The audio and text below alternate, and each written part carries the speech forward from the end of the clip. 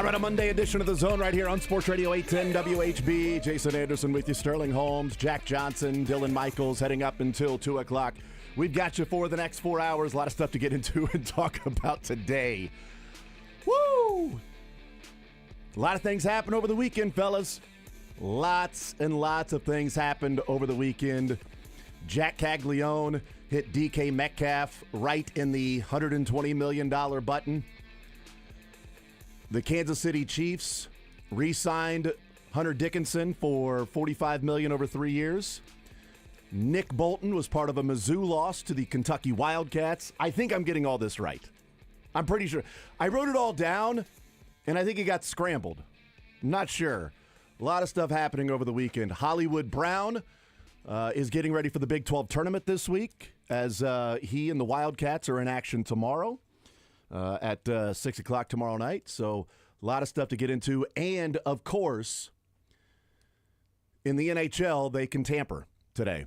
So there's some tampering going on around the NHL, and that will start roughly, about 11 o'clock. Yes, legal tampering period will start 1 hour from now.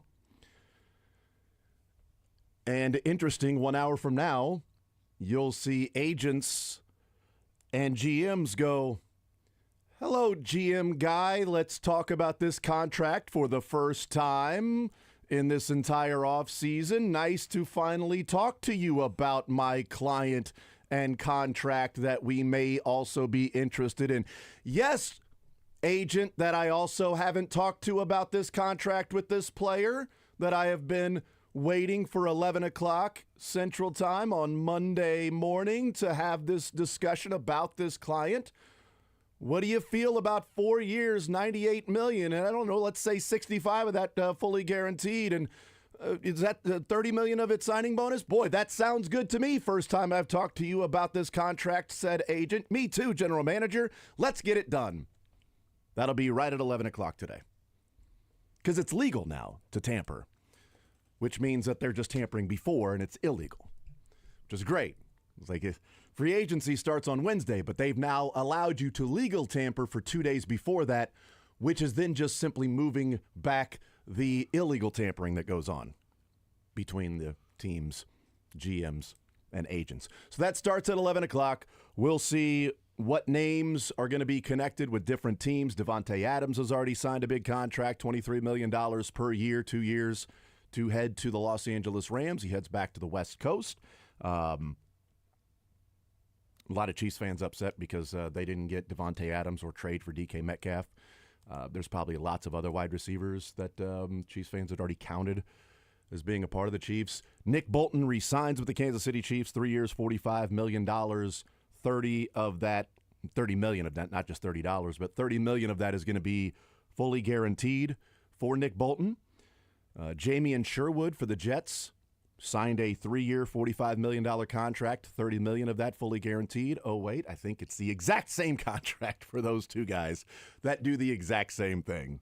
Middle linebackers make a lot of tackles, don't cause a lot of turnovers, and that apparently is the going rate for middle linebackers in the NFL. So we'll certainly get into and talk about that. Hollywood Brown returning to the Chiefs on what is probably going to be the exact same contract that he signed last year with the Chiefs. I tweeted it out when they said 1 year up to $11 million. Said this seems like immediately the same contract as last year, because when he signed that contract, it was 1 year up to $11 million. It was like 1 year, $7 million, and then it would be like a $6.5 million cap hit, because a lot of the numbers that he can get to the incentives that can get you to $11 million are going to be not likely to be earned. It's very easy to come up with not likely to be earned incentives since he didn't do much last year. I mean, if you say if he plays at least 5 games, that's a not likely to be earned incentive, which the not likely to be earned incentives go on next year's salary cap if he earns them. Likely to be earned incentives go on this year's salary cap. I don't think any of those will hit this year's salary cap. Again, because all you have to do is have an incentive that is more than what he achieved last year, and then it would account as not likely to be earned. So whatever his cap hit is right now for Hollywood Brown is what his cap hit is going to be this year. Anything above 6.5 or 7 million is going to go towards next year's salary cap. So that is set and ready to go for Hollywood Brown. Essentially the exact same contract. I am going to be interested to see what Diami Brown and what Darius Slayton get on the open market, because if those guys get more money than Hollywood Brown, then maybe the Chiefs read it and said these deep threats are going to have more of an inflated market than we thought. Let's get Hollywood Brown for the 1 year, exactly the same amount of money that we paid him last year. Ronnie Stanley is staying in Baltimore. We talked about that with Matt Derrick on Friday, about whether or not you bring him back. And I said my fear is that by the time the tampering period opens up by Monday, it won't even be a conversation because he'll return to Baltimore. That is unfortunately what took place. So 913-912-4810. A lot of stuff to get into. 913-912-4810. Sterling, Jack, Dylan, how was your weekend? Were you able to pay attention to all the stuff that was going on? Did you get some naps in? Did your brain shut down at all? This was why I did not like the Joe Thuney trade. Why? Because if Ronnie Stanley goes back to Baltimore, then what was this all for? To move towards the future with younger players, draft picks, and more salary cap space. That's sure, 100%. But it's you and I talked about it before the show. The Patriots had a great game plan. All this money in cap space, it's all this money. They're going to give it to all these guys. Yeah. But you have to have a guy to give it to. True. The Chiefs had a guy to give it to for at least one more year. Mm-hmm. Joe Thuney. Maybe. Again, I get it wasn't the future move, but you don't have the future left tackle on the open market right now either. So why not at least have the left guard spot figured out for one more season? They may have it figured out by 11 o'clock. I don't know. Or sorry. Starting at 11 o'clock, they may have it figured out. In my opinion, you are hoping for a trade and a trade only at left tackle. That's all I'm holding out hope for, because I can't see another guy on the open market right now who would get me excited to be the blindside protector of Patrick Mahomes. I don't disagree. Jack, how was your weekend? Is all I really asked Sterling, so I know how his I'm weekend was. angry. Mizzou lost. I'm angry. Jack Caglione saved the day. Thank you. I'm jacked up. No, you're not. That baseball is. Anyway, I had a Jack, great weekend, you're jacked up, right? Did you have a good weekend? I am jacked up. It was great weather out there. The Royals were on TV. KU won their game. I loved it, man. And now you got the conference tournaments right around the corner. I'll wait and see what happens with the left tackle position. I don't know if I'm at Sterling's level yet, but yeah, you could be a little bit irritated. Yeah, it is hard to get there. How am I? It's case of the Mondays for Sterling. The disappointed one, and Jack's the optimistic one. What happened? Dylan, good weekend for you? Great weekend. Good. Bunch of friends came back in town for my buddy's 30th, so we spent Saturday. Surprised him, actually. So I went out with him last weekend to celebrate the birthday. Everyone's out of town, so they surprised him by coming in town, so it was awesome. How many guys in the group, and how often was it said, man, I can't believe you're 30, dude?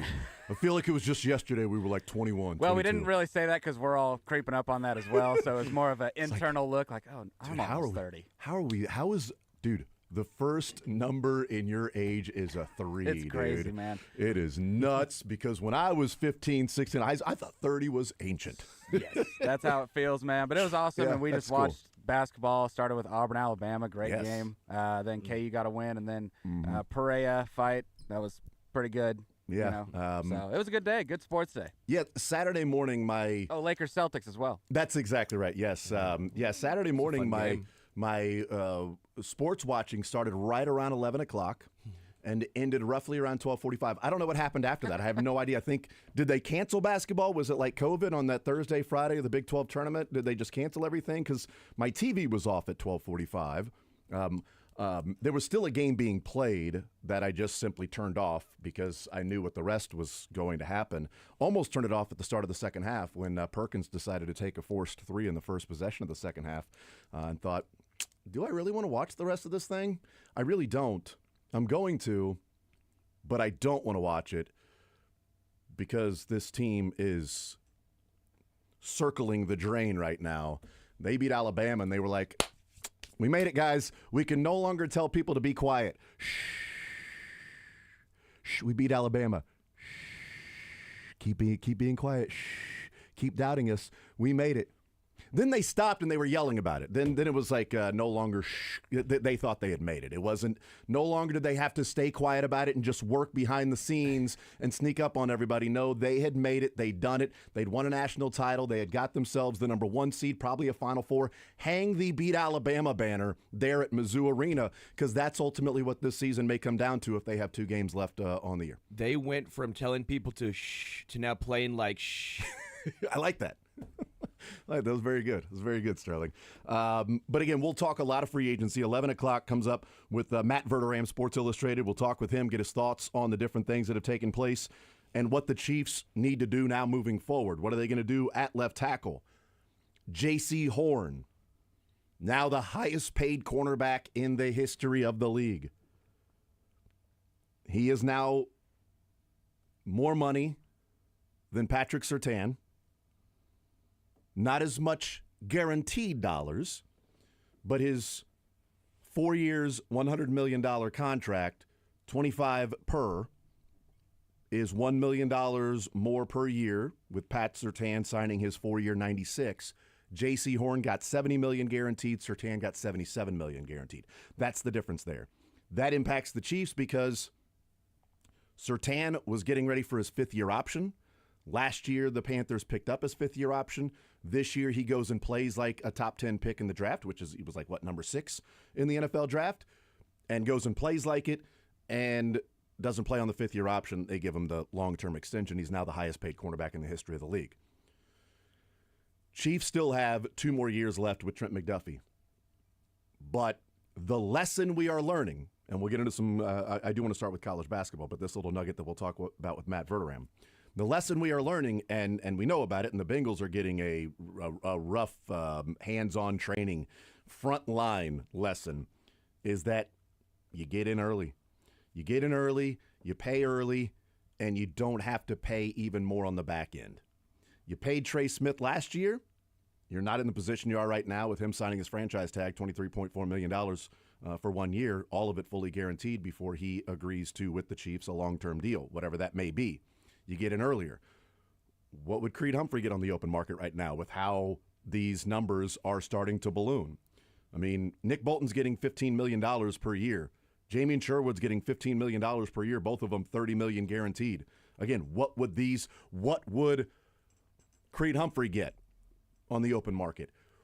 What would, if Nick Bolton had been open to it? And he talked about that he wasn't open to signing a contract last year, before his 4th year, because he wanted to have a healthy year to prove that he was worth more money than maybe he would have got at that time. And credit to the Indianapolis Colts, they signed Zaire Franklin for 3 years, $30 million, with $17 million guaranteed. That was last year for a middle linebacker. Now it's 3 years, $45 with $30 million guaranteed. 1 year later. 1 year later, you're looking at $15 million more over 3 years and $13 million more fully guaranteed than the middle linebacker got last year, who was going to be the best middle linebacker on the market in Zaire Franklin. And Zach Bond got 51. Zach Bond got 51, right. Like, it's going to be the same thing next year. And he signed before Nick Bolton, which is great on Veach's part. Absolutely. It's going to be the same thing next year and the year after that and the year after that. And so whenever Trent McDuffie signs his contract, it's probably going to reset the market or come close to it. And the quicker you can reset the market, the better you will be, the more beneficial it will be if your priority is to retain that player. Had the Bengals just simply signed T. Higgins last year, had the Bengals got something done with Jamar Chase last year, Trey Hendrickson last year, but they are now on record of saying they wanted to pay him as the highest paid non-quarterback in the league, and we thought, well, Max Crosby just messed that up a little bit, especially for Trey Hendrickson, and now Myles Garrett dunks on that. And now if Jamar Chase is the highest paid non-quarterback in the league, which they already said they are committed to making him, it would start at $40 million per year for Jamar Chase because of Myles Garrett's deal. They keep waiting. And I love what the Seattle Seahawks are doing, because enough of finishing with the 16th or 17th draft pick. Yes. Let's tank, get a lot of trade and draft capital so that when Joe Burrow demands a trade, you can trade with the Bengals and get your quarterback of the future in Joe Burrow. It's smart business by the Seahawks. Collect the draft picks so that when he eventually asks to be traded, we can be first in line to trade them high-end first-round picks for Joe Burrow. I can't wait for the Seattle team Smart. to get Trey Hendrickson, Jamar Chase, T. Higgins, and Joe Burrow. Could you imagine those four on the same team together? Oh, my God. I no, can't imagine No that. chance they missed Dude, the playoffs. I was thinking about this the other day, or really at the end of the season. Remember when Tyreek Hill said he wanted out of Miami? Can you imagine Tyreek Hill in this offense with the Chiefs? I wonder what he would look like in a Chiefs jersey. Just put a number 10. People have superimposed it. I've seen pictures of it. There was one next to like a wasp. It was weird. But yeah, like I can't even imagine what that would look like. And now Hollywood Brown returns. What would that look like? Actually, I don't know. Still a little curious as to what Hollywood Brown would look like in this offense for year number 2. A little curious. Let's see what happens. Let's see what it looks like. I'm so excited about Hollywood Brown and Xavier Worthy and Rasheed Rice. Actually, I do want to know what that looks like on the field at the same time. Lovely, hopefully. It'd be great. We saw it for literally one play last year. One play, first play of the preseason. Was Xavier and Rasheed Rice on the field in that first play of the game? Actually, that is a good question. I think they were because it was set up for Xavier Worthy to run. He was streaking down the middle of the field, and both safeties turned and ran with Xavier Worthy, which allowed one-on-one with Hollywood to beat his defender and come back for the football and catch it. Had that safety not been over the top with Xavier Worthy, the first play was a deep shot to Worthy, and they didn't throw. So Worthy and Rice and Hollywood, we saw it on the field for one play, and what that one play created was a wide-open Hollywood Brown because two different guys ran with the streaking Xavier Worthy. Man, that would be really cool if you saw that one. And imagine what it would look like with Sky Moore out there. All right, sorry. That was might too have far. to wait a while next year to see it, too. It's too far. That was a bridge too far. So anyway, Matt Verderam coming up at 11 o'clock. Mick Schaefer, 1 o'clock. Learn funniest best. Takeaways from the weekend. How many games? I tweeted this out after the game was over for Mizzou and Kentucky, and let me get the final poll result of this tweet that I put out there. That my worst nightmare is coming true. That Kansas is going to somehow go farther in the tournament than Missouri, and I'm going to lose my mind. That wasn't the poll at all, but yes, that is probably going to happen. The question was.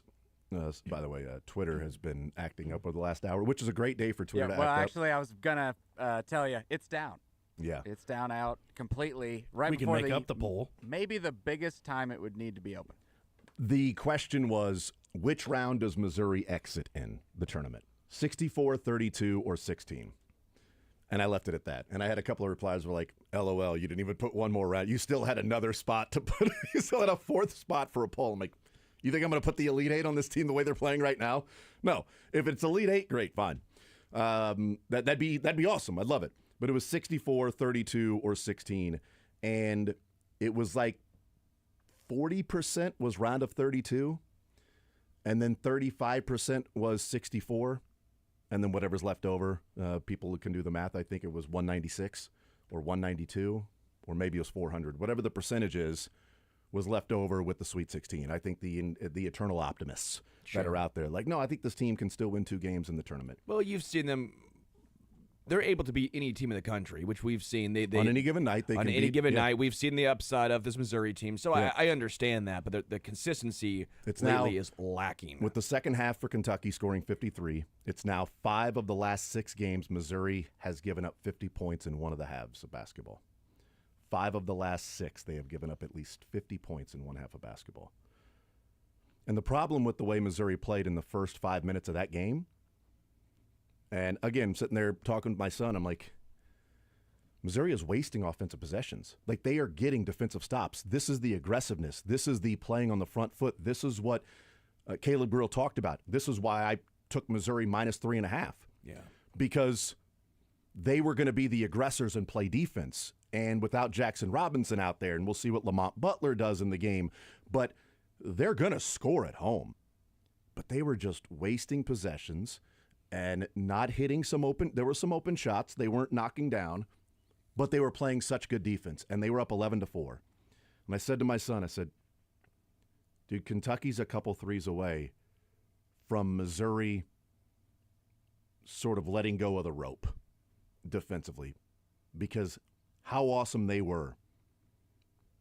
And then a minute and a half later, they were losing in that game. and they completely let go of the rope in the second half. Because Brea was making some ridiculous shots in the first half. I mean, he made one ridiculous shot in the first half. But I don't really get frustrated when people are like, oh, my God, Kentucky was so hot. You know what D1 players do with open shots? With open threes? No. D1 players make open threes. I don't mean so hot. They scored 38 in the first half. It was just, but to your your point, the defense, I thought Missouri came out. They played better defense early on. Their offense struggled, and then if they eventually said, well, this is no fun. Let's just score. Let's just score and go back to our. They outscored Kentucky 54-53 in the second half. So what we're saying is they should do that from now on. Well, maybe that was the smarter strategy. I don't know. The Bama strategy. But I mean, I don't know who the guy was on the podium there at halftime or whatever. I know Passner was in the middle. I know Dari Noka on the left, and I don't know who the guy was on the right. But Missouri's trailing 24-20 with 4 minutes to go in the first half. And this dude's talking about, Missouri, their three-point defense needs to be better. They got to guard that three-point line.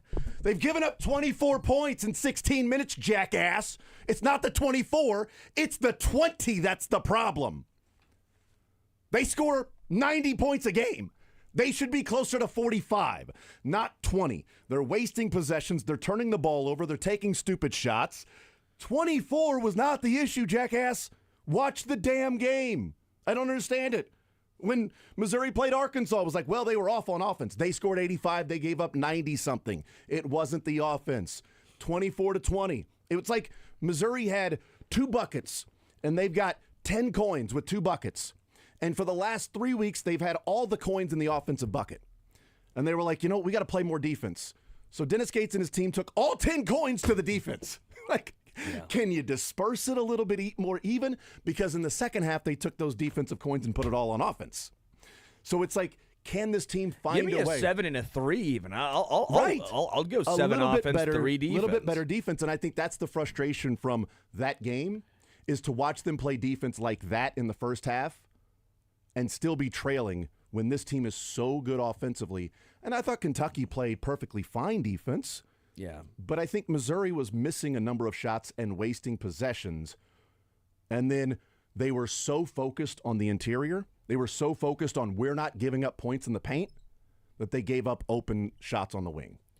And I don't want to exchange 3 for 2s. I'd like you to play better post defense and interior defense without letting Division I players get open threes. Can I give you a positive? I would love a positive right now. Marquise Wark playing a little bit more. Marquise Wark being a legit, if Caleb Grill's your sixth man, but he plays so much, Marquise Wark is a microwave off the bench. I'm typically, as people would listen, know that I'm more of the optimist. That it's like, well, come on, but while being more of the optimist, typically on that, even hearing that sort of annoys me, because I don't understand why early in the game when you saw offensively you weren't scoring. Yeah.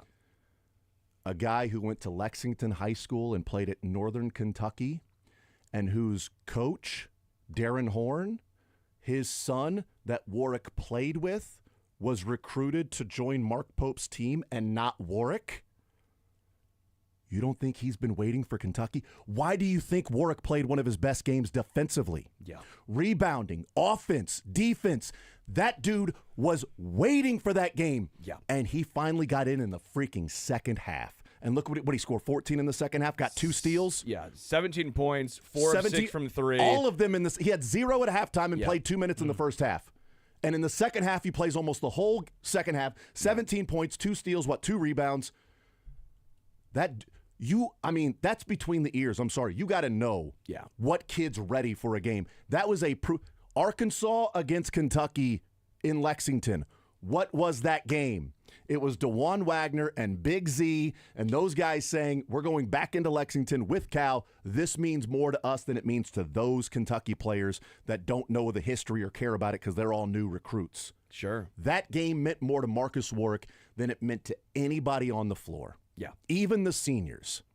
Yeah. And that guy took 23 minutes to get in the game. And guess what happened then? That guy went to Lexington High and twice wasn't recruited by Kentucky, by Cal or Mark Pope. Kentucky's entire team is new transfers. Entire team is transfers. And his teammate got recruited to Kentucky and he didn't. Yeah. That dude was waiting for that. The only thing better would have been if it was in Lexington. It's the only thing better was if it was in Lexington. I kept why is Warwick not in this game? Get Warwick in I want to see what Warwick can do, because I have a feeling Warwick is going to have a good game. Put him in the game, and finally did, and he knocks down the 3. Then he drives and finishes. Then he hits the other 3. Then he gets a steal, and I'm like, effing thank you. And stop with the Josh Gray. Yes. I don't care who it is, man. Every minute he's out there, I feel like it's a Make-A-Wish. I mean, I feel like somebody won a raffle. Like Texas A&M needed a 12th man. Missouri needs a big man. They went to the fucking... Sorry about that. Go ahead and hit that...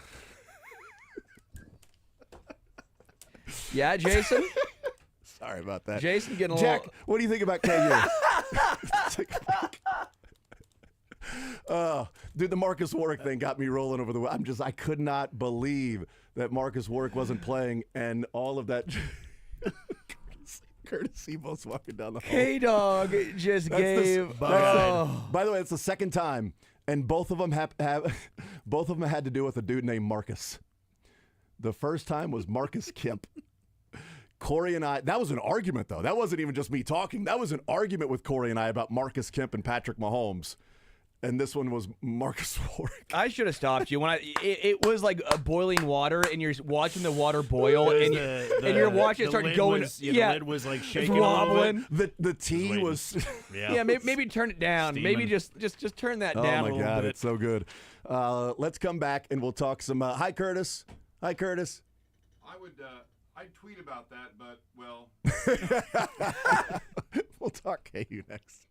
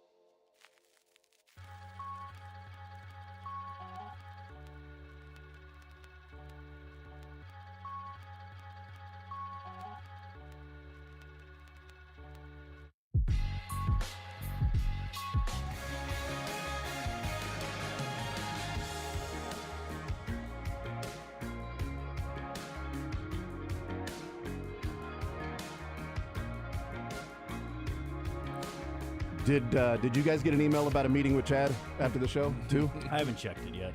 Okay. I don't know what it's about. It just says at 2:00, come see me. It's probably a whole staff thing, right? That was a National Lampoon Where's the Tylenol rant after that. That was good. Hallelujah. Where's Text the says Tylenol? Jason thought he was on SSJ's podcast. Have you and Garrick that's so Dieter been great. hanging out a lot? That's so great. You and Garrick just Text says, I thought you mispronounced bucket. That's right. That's what I did. That's it. I absolutely did. I mispronounced that. Marcus Warwick is a bucket. You know who had himself a good day? Bill Self had himself a good day on Saturday with his seniors. Look, I know there's been frustration with KU fans this year, and KU fans and Mizzou fans have flipped over the last month. That KU fans were enjoying themselves on Saturday, and Missouri fans are feeling like KU fans had felt like a good portion of this season. But even in the frustration, Jack and Dylan, and maybe I'm wrong as an outsider looking in, it looked like a cool moment with the clock ticking down and Hunter, DeJuan, and KJ hugging at the free throw line. That was and then Zeke sort of on the outside, sort of walking close to him like, hey, guys, yeah, I'll just stay right here. And by the way, shout out to Zeke Mayo for having a big game For like sure. he did. But Huge. he had to have that game. Like, for Mizzou, we talked about Anthony Robinson needs to, step up for them to go far, and he had a brutal game. He couldn't play in that game against Kentucky. And Zeke Mayo needs to step up for Kansas, and he was a big reason why they knocked off Arizona. But you tell me, did that feel as special of a moment in the moment because it was a win with Hunter and DeJuan and KJ sort of hugging there at the free throw line with the clock ticking down? Yeah, and mainly because it's been such a tough year for that entire team. They know what's been said about them. And when we talked about it with Zeke Mayo after the Texas Tech game, like DeJuan Harris knows what's been said out there in bad games. Hunter Dickinson, which again, like he deserves criticism from time to time because he's their leading scorer, but nobody's going to talk about the 33 and 12 that he put up. There's one thing that I would say you can never question about Hunter Dickinson is that he loves the name on the front of his jersey. Mm-hmm. I think from the second he stepped on foot, that guy has embraced the name of the school on the front of his jersey. And while he plays over the line a couple times and a lot of times sort of on the line, and there are some things that are deficiencies to his game, when I see Christian Brown or anybody tweeting about play guys that care about the name on the front and not the back, Hunter Dickinson doesn't pop in my mind when I think of those players that he's saying that shouldn't play.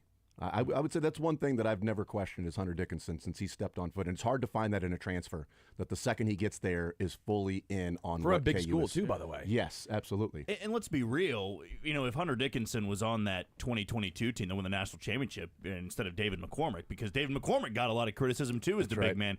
I mean, Hunter's put up great numbers this year and last year. It's been the product of the team not being as good. But, man, to win that one on senior day, considering they had already lost 3 home games this year, they had lost a really close game to Houston, a really close game to Tech. This was an important one to close out, mainly for what Kansas City now looks like. They could have been, at worst, I believe, an 8 or a 9 seed playing on Wednesday afternoon. Now they get the 6th seed, and they get a pretty good bracket draw. If they win against Utah or UCF, they get Arizona, who they just beat. If they win that game, they would get Texas Tech, who they don't have a large fan base travel up to Kansas City. You avoid Houston, BYU, and Iowa State. You might get one of those. You probably will get one of those teams. But to grab that But you don't have to face 2 or 3 of them. You don't, yes. And that would have been a locked-in, hey, they're probably losing in the quarterfinals to one of those teams. But to get that one, you could see how much it meant to a lot of the guys who had faced criticism. Zeke Mayo to have that confidence again. Yes. KJ Adams had a phenomenal game. He's been great for 4 to 5 games. Hunter Dickinson was great. DeJuan Harris, I thought, had some really good minutes late. And look, they are still a 7 seed, I believe, in their projection. They've got an opportunity going into Kansas City now to maybe get as high as maybe a 5 if they were to win the whole thing. If they win 2 games, I probably put them on that 6 range, whereas going into the Arizona game, you probably have them as an 8. And that's the thing is that win alone saved what? Could be 3 streaks, senior day streak, 20-game win streak, and not being a seed lower than an 8. And ended a losing streak, right? Yeah. Or it just kind of a skid. But I mean, have they ever been a seed lower than an 8 in the NCAA tournament? I don't think they have.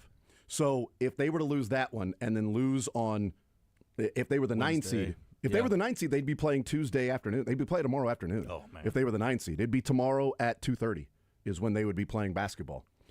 If they were the 9. So, and if you were to lose that one to like Colorado, just have a terrible showing.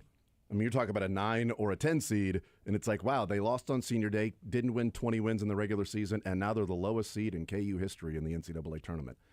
But now they won't be below an 8 at minimum. They'll probably, even if they lose to UCF or Utah. Utah's been hot, so if they lose to one of those teams, I think they would settle in at like a 7 or an 8. They wouldn't be a 9. But they won 20 games, extended that streak, senior day streak. And I think that they are a team that I would be shocked if they aren't playing Thursday night. I would be too. Maybe it's just the buying into what one game might mean, but you even saw early on in this game, a lot of these guys are still really bought in, and they're very fired up, and they're giving great energy. KJ Adams is one of those high-energy guys, but Rylan Griffin's showing a little bit of it.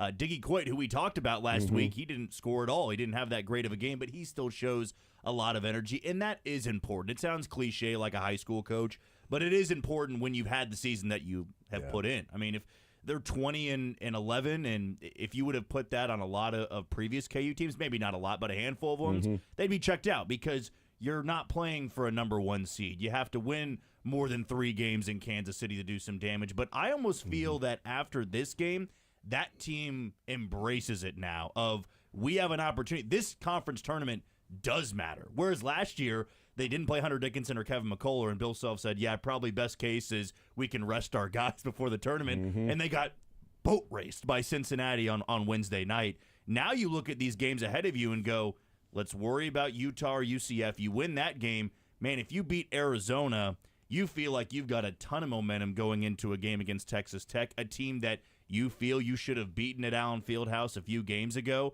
And if you find a way to win that one, you're in the championship. Win or lose, how much different are Kansas fans feeling about getting to the Big 12 title game than maybe they were 4, 5, 6 games ago? And by the way, I need K-State. We need K-State to beat Arizona State because Wednesday night be K-State, Baylor, and KU, Utah, or UCF.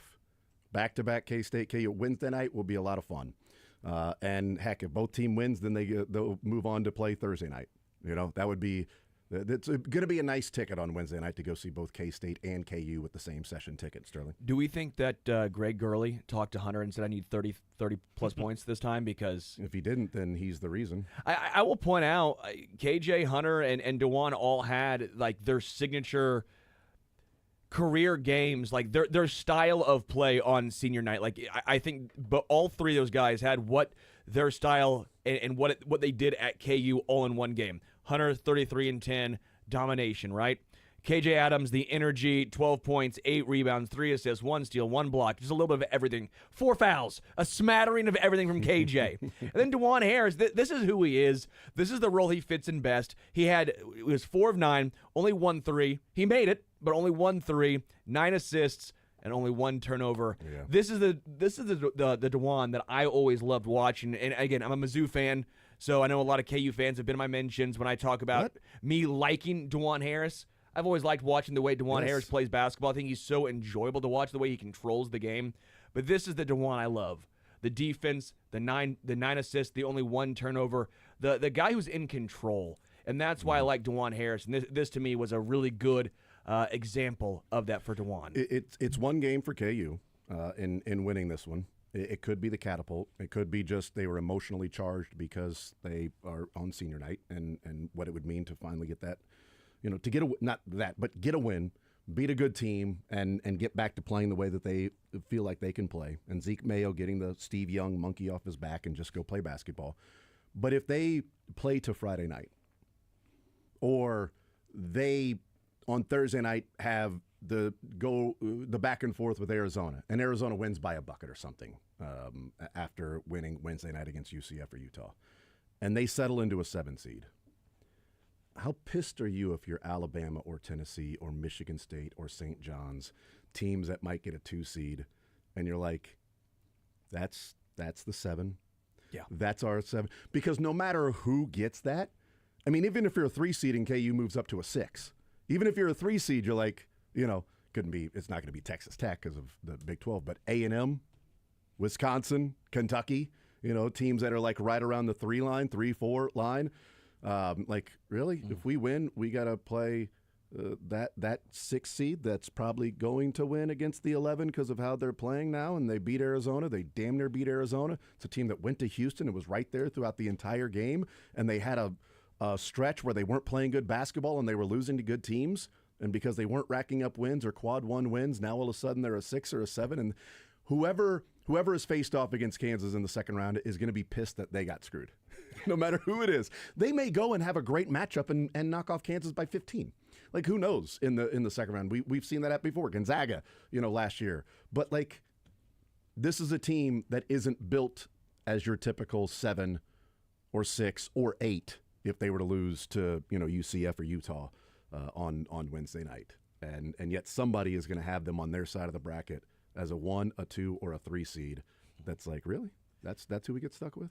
And if you're a Kansas fan, it should excite you a little bit being a 6 or a 7 seed because you haven't seen that in the Bill Self era. And more so, you should be excited because we've expected this now for a handful of weeks. It's not that the 6 or 7 seed snuck up on you, where even last year they were a 5 and they got Gonzaga. But even though they lost that game by 25 or whatever it was, people look at that and go, wow, Kansas really got boat raced. That's surprising to me. This year, I believe enough people have written them off before the tournament where if they do lose, it's, yeah, well, they were pretty bad the last half of the season, so you can take that. And I know we hated it when the Patriots did it of, we're the underdogs, right? Nobody believes in us, and it's like, no, you can't do that.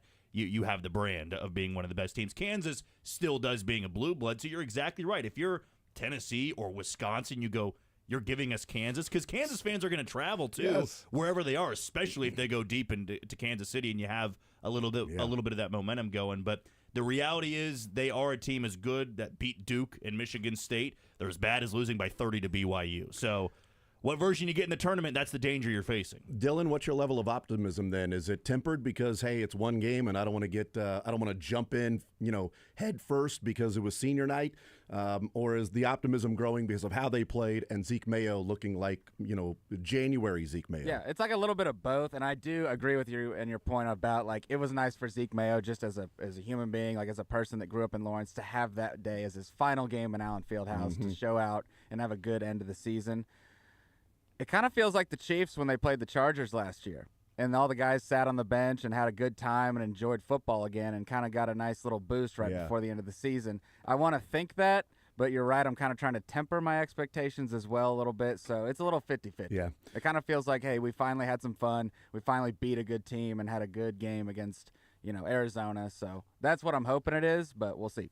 Yep. Kind of have to take that to the Big 12 tournament, too. Yeah, for sure. And by the way, I don't know who K-State pissed off at the Big 12. But unless they play on Thursday night, both their games will be on ESPN+.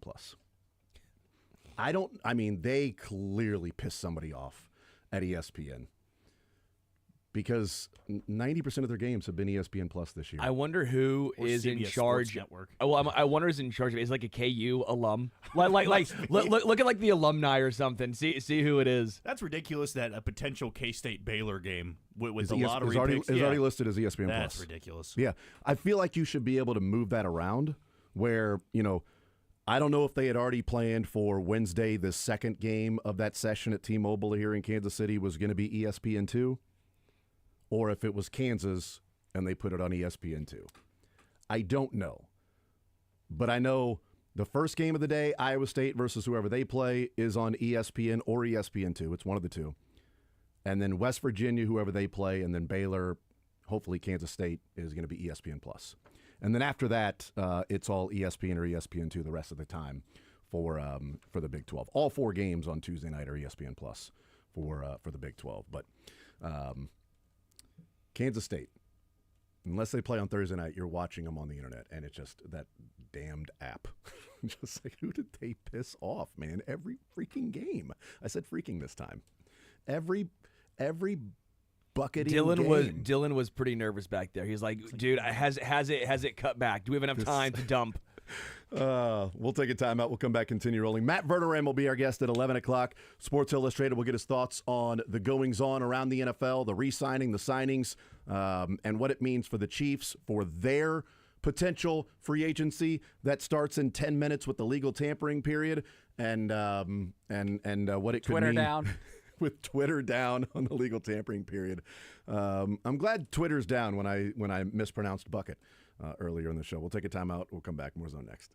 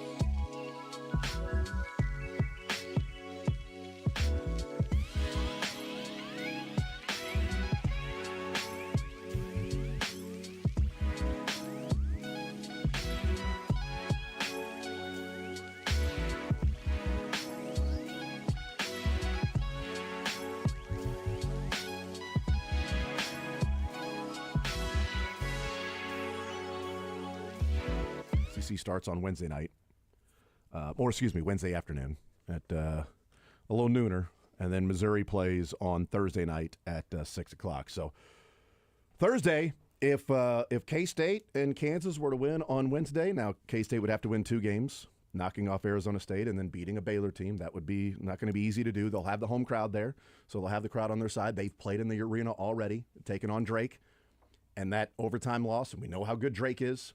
Ben McCollum, shout out the Bulldogs. Shout out Ben McCollum. Shout out apparently a growing contingent of hoping he's the next Hoosiers head coach. Greg Doyle in the Indy Star writing about Ben McCollum, a 30-win season at Drake in year number 1 from Division II, should be the Indiana head coach next year. No, because then you have to worry about Dan Dockich. That's true, too. That's that alone. Can you imagine? And I'm so happy for Ben. Is a great dude and a phenomenal coach, and finally and Dan Wetzel, if you want to read that, Dan Wetzel has a beautiful piece written about being an underdog, being overlooked, not getting your chance, people not thinking you're good enough. And it's all about Ben McCollum and Drake. And not only Ben McCollum, but the D2 players from Northwest Missouri State that are now at Drake and playing that way. So if you haven't seen that and you're a fan of just basketball and storytelling and Dan Wetzel's writing, which was really good, I would suggest go and check that out. But K-State played at T-Mobile against Drake, so they've played in the arena. But Thursday at 6 o'clock could be Missouri, K-State playing at the same time, getting ready for KU Arizona that night. And we're fully into March. But real quick, Missouri and Kansas, how many more games do they play this year? We'll get more into this maybe tomorrow or Wednesday. But real quick, first blush. I just said it to you. Didn't even preview that we were going to do it. How many games for Mizzou, Sterling? Missouri plays 4 more games. 4 more games? I'll go 4. 4 for Mizzou? 4 for Mizzou. I think 4 for Kansas. I think 4. Yeah, I think 4. I hate doing that, but I think 4. I'll go 4 and 3. Emotional hedge. I've got 3 for Mizzou and 4 for KU. What was your KU one, Sterling? 4 and 4. 4 and 4. Okay, and Jack, you 4 were and 4. 4 and 4, and 4 and 3 for you. Okay, 4 for Mizzou and 3 for KU. God, Dylan, why do you hate Kansas so much?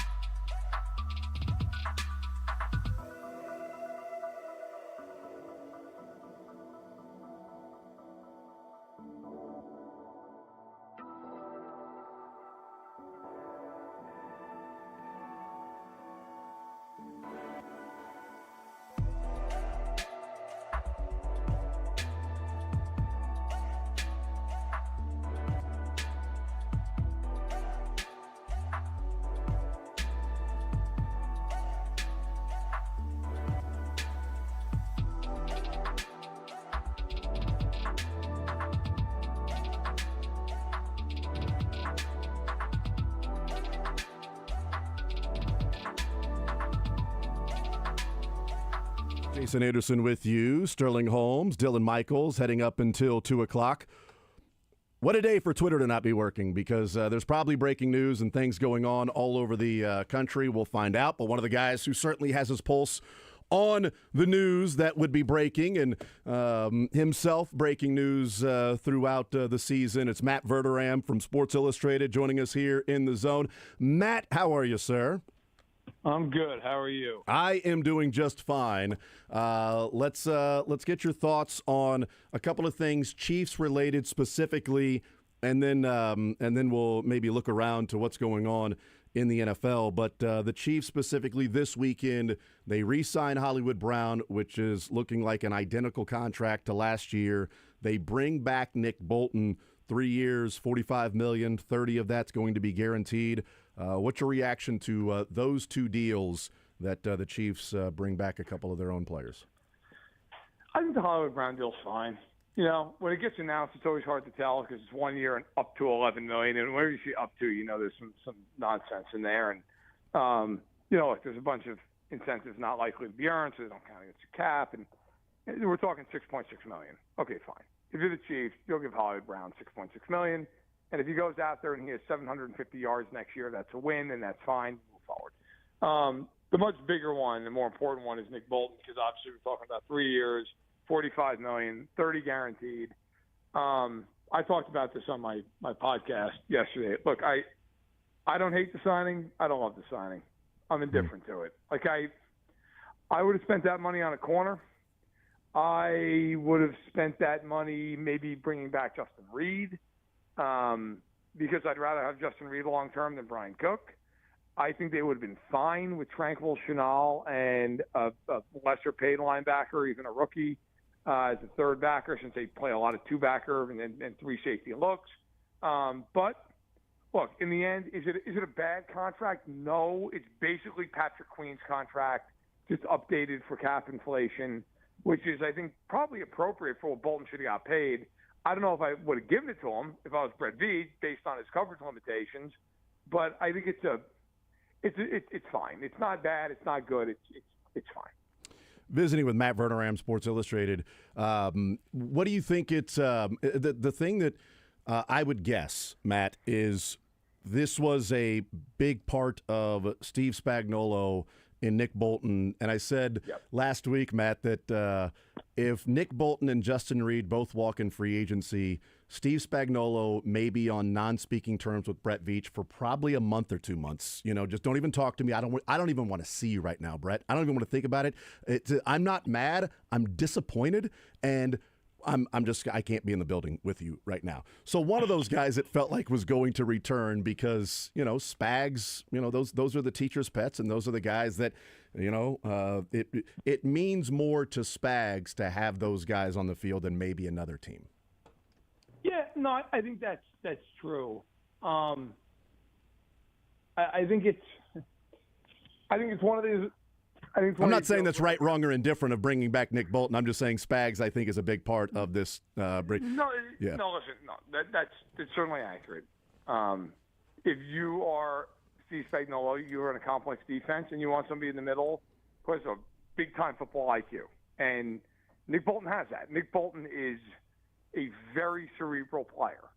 I don't agree with the fact that he's out there every third down when they're trying to cover a running back and he's 3 steps behind the guy, it feels like 60% of the time. But they value his intellect. And look, to be fair to Nick Bolton, in his career, he has come up with some huge games and huge spots. He has played big in big moments. You know, like I said, I don't think it's a bad contract. Like, I wouldn't sit there and say, 3 and 45 is a bad deal. He would have gotten, I think, more on the open market. I think if he had gotten to market, I think Denver was the team that would have signed him. I think Denver would have been all over that. I think he probably would have gotten $17 million a year or something like that.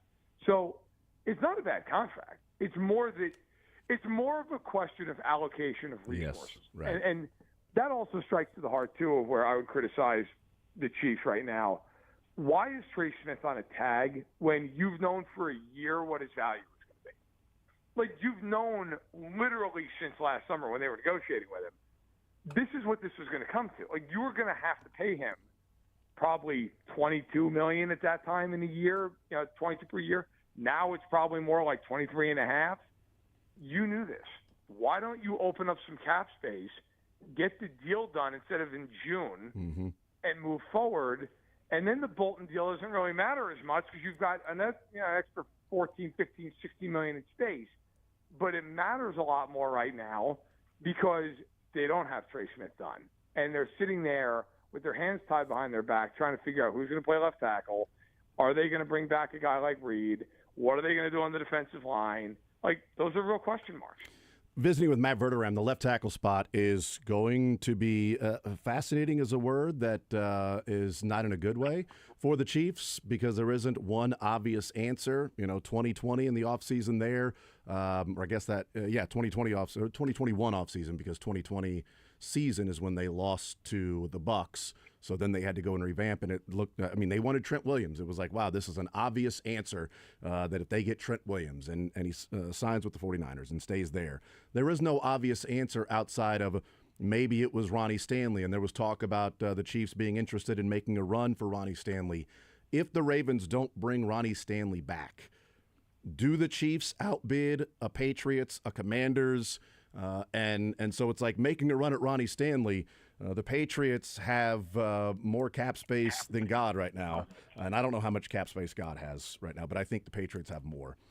Would they have been able to outbid Ronnie Stanley, or would have gotten to the point to where the Patriots are like, we got all this money, man. Ronnie, we're bringing you in, and the Chiefs were going to have to pivot anyway. Right. Look, I think the Chiefs, by the way, Twitter just started to work again in what is just an absolute day from hell on that website. Yeah, luckily I got Blue Sky up, so that's been giving me all the updates too. So good. There you go. Well, yes. It looks like I'm pretty sure that Chiefs might have just signed the tackle, but I'm not 1,000% sure because Twitter barely works. But I'm getting texts, so okay. I don't want to say that if I'm wrong yet, but. I think the Chiefs are desperate at left tackle, to be real. Yeah. They're desperate. They don't have other odds. And by the way, you can see it on Blue Sky, fire away. I just don't want to say you're wrong on live radio. The latest one that I've seen is Hassan Reddick just signed with the Bucs. That I saw. 1 year, $14 million. That is done. 1 year deal. But look, this is one of these deals with the Chiefs right now. Jalen Moore. There you go. Jalen Moore closing in on a contract with the Chiefs. So there you go. Jalen Moore, if people do not know, Jalen Moore was the back. He's a swing tackle with the 49ers, but he's the one that filled in for Trent Williams when Trent Williams was hurt this year. Filled in admirably. But, Matt, I'll be honest, my concerns about Jalen Moore are I feel like he was protected there as the left tackle and a completely different scheme in Shanahan's sort of that run, the quick passing, the bootlegs, the things like that, as opposed to what the Chiefs I think would like to do, which is some leave a left tackle on an island and some of that deeper passing game as opposed to playing in the way that they have the last couple of years. I don't know how Jalen Moore translates from that scheme, Matt, to then the Chiefs scheme. But what do you think of Jalen Moore now being signed as maybe the starting left tackle next year? I think it is an enormous gamble. Yes. And I don't know what else they're going to do. He started 12 games in his entire career, and he's 27 years old. Mm-hmm. And from what I can gather, and everybody out there forgive me, because, again, nothing is working, but what it seems like, 2 years, $30 million, $21 million guaranteed from what I get from Schefter. So $15 million a year? That's at least how it reads. Now, again, who knows? Yeah, the site doesn't work, but that's the numbers that my editor just dropped into me. Okay. So, and $21 million is guaranteed. So that's a real 2-year contract, and that's real money. So he is the left tackle. He's playing tackle. Right, he's the left tackle. If they're not right and he's not good, they're screwed because they now are to a point where they are paying real money to everybody on that line except for Kingsley Suamataia, who at this point looks to be the left guard. So you're locked in. Now, Taylor can be gone after this year because cut him, save $20 million. But and Smith and Humphrey, you're happy to have long term. That's fine. But you have massive questions. Suamataia has started how many games in his career? 2? 3? I think 3, including Week 18. Yeah, yep, you're right. 3. And Jalen Moore started 12. So between the two of them, Your entire left side has 15 career starts. At least that's his front side, right? That's not his blind side. Is the left side of the offensive line? His blind side. Okay, so that's good. At least he'll be able to 15 career starts. Well, I hope he literally has eyes in the back of his head, as some people have questioned of whether or not he may actually have that. I would like him to figure out how to see. Can he be an owl and completely turn his neck all the way around? Like here's the positive. You're a Chiefs fan. You're like, what is the positive? Here's the positive. I don't know that they could be any worse at left tackle than they were a year ago. I don't know that it's feasibly possible. Like, and I'm not saying it to be funny. I'm genuinely mean that. Yeah. Like, they were so bad at left tackle last season. You could make a real argument that if Jalen Moore comes in and is not a road cone, they're miles better than they were a year ago. Now, not a road cone shouldn't really be the standard for signing a guy to $30 million. But that's where you're at. Like, and your point is well taken with the Niners. I don't know. You know, I mean, this is a totally different offense. They play a totally different way. Now to be fair, there's the other side of this too, where you just don't know what Jalen Moore is. I mean, if he comes in, he is really good, and you're sitting there going, "Man, they got this guy $15 million. This is great." Or you're sitting there week 6 going, "Oh my God, they paid this guy $15 million a year, and he and Suamate, it's like a swinging gate." You don't know. It is probably the biggest question mark they've had at any point in Mahomes' career at any meaningful position. Verderame. This was kind of my point here when they let Joe Thuney for that trade, and this is why I was so befuddled, because I go, if you do not get Ronnie Stanley, there's no point in this. They did not get Ronnie Stanley. I know it's a sunk cost at this point. You had to at least fix something, but it's basically the exact same price of cutting, or should I say trading, Joe Thuney as Jalen Moore. So who would you rather have, Jalen Moore in a fourth or Joe Thuney? Because that's basically what it came down to. I'd rather have Joe Thuney. And in my opinion, look, there's too much to get into for one radio spot. In my opinion, the reason they traded Joe Thuney and didn't just let him walk to the end and get the comp pick, potentially, obviously there's things going to that, but is because they didn't have Trey Smith signed. If Trey Smith was signed and he had a $7 million, $8 million cap hit this year instead of a $23.5 million cap hit, they wouldn't have had to save $16 million trading Joe Thuney. It wouldn't have been a problem. But it was a problem because they waited. And this has been, look, if there's one criticism of their front office, this is it. They wait on these contracts all the time. The Chris Jones contract took a ridiculous amount of time. They ended up eating that. Snead last year, when they traded him, that went well into free agency where they had $20 million tied up, and they couldn't do anything. This dates back to when John Dorsey was there, and they did this with Justin Houston, and they did this with Eric Berry. And you wonder, are they going to do this with Trent McDuffie? Now, to be fair, sometimes they've gotten them done early. Creed Humphrey's an example of that. But a lot of times, the Chiefs wait to the 11th hour at the 59th minute to get these things done. And so, yeah, I mean, look, I absolutely would have just said your best case scenario for that O-line going into this offseason was keeping Smith, keeping Thuney, even if it was just for one more year, even if you weren't going to extend them, fine, I understand that. And then a left tackle, DJ Humphries and a rookie, like, fine. But now you go into this thing, you have no experience on the left side, none. You could really walk into a situation here where they're halfway through training camp going, oh, we can't block. Like, there's no ability to do this. What are you going to do? You're going to bench a guy who's got 2 and 30 for Wanye Morris? You're not doing that. So they've made their bet, and they've got to be right, and we'll see if they are.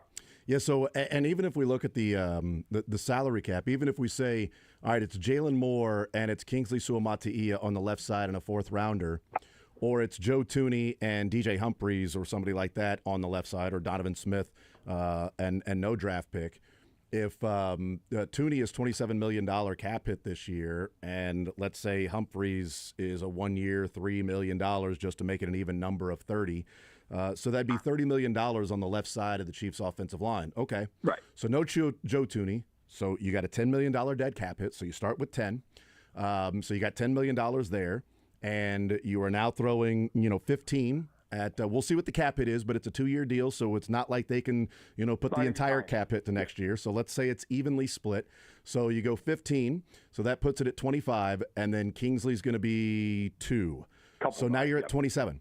So $27 million is not like, well, yeah, but you're cheaper and you got more money to spend elsewhere.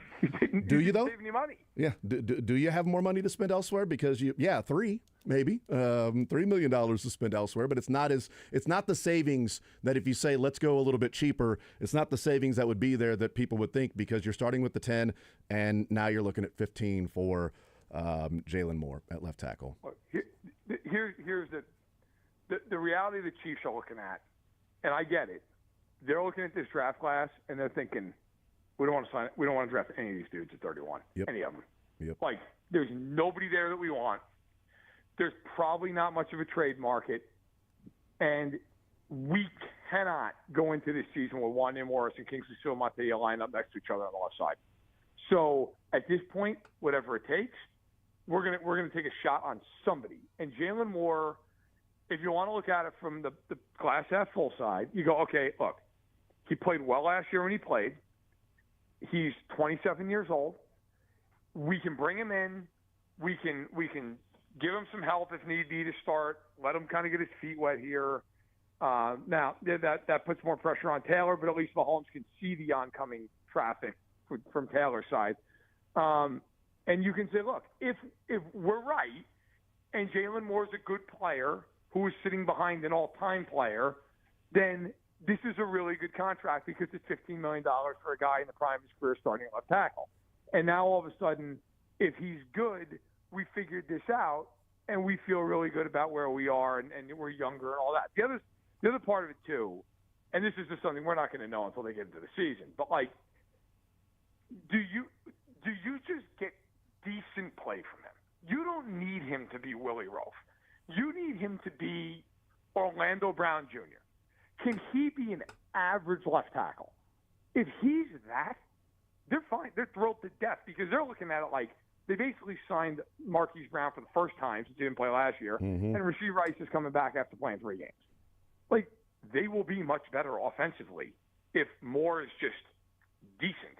The question is he decent? And if he's not, how much of a total disaster is that side of the offensive line? Yeah, this is a no easy answer for the Chiefs, and I think we're seeing that it's no easy answer. And a 5th-round pick a few years ago that started 12 games maybe being the answer, I think is a pretty decent indication of what the Chiefs and maybe other teams are telling the rest of the league of how difficult it is to actually find a left tackle. And also in free agency, like we're seeing the salary cap go up, right? We're seeing the salary cap continue to balloon, and the Patriots have all this money. But what good is having all that money if everybody is retaining their free agents? Chris Godwin is returning to the Bucs on a 3-year, $14-something million per year average, or maybe it's more than that. But I just saw you got 3 and 66. 3 and 66. Yeah, like I said, it was more than that. As soon as I said that, I'm like, no, that doesn't sound right. But Godwin is returning, and the Patriots are like, oh, they hope to get Godwin or DK or Ronnie Stanley and all these different names that are out there that the Patriots can go and get because they have all this money. But the trend we're seeing, Matt, is with the salary cap going up, teams aren't letting their free agents get to free agency. They're re-signing their guys, especially if they're good draft picks and they're good players, because now they have the space to do that.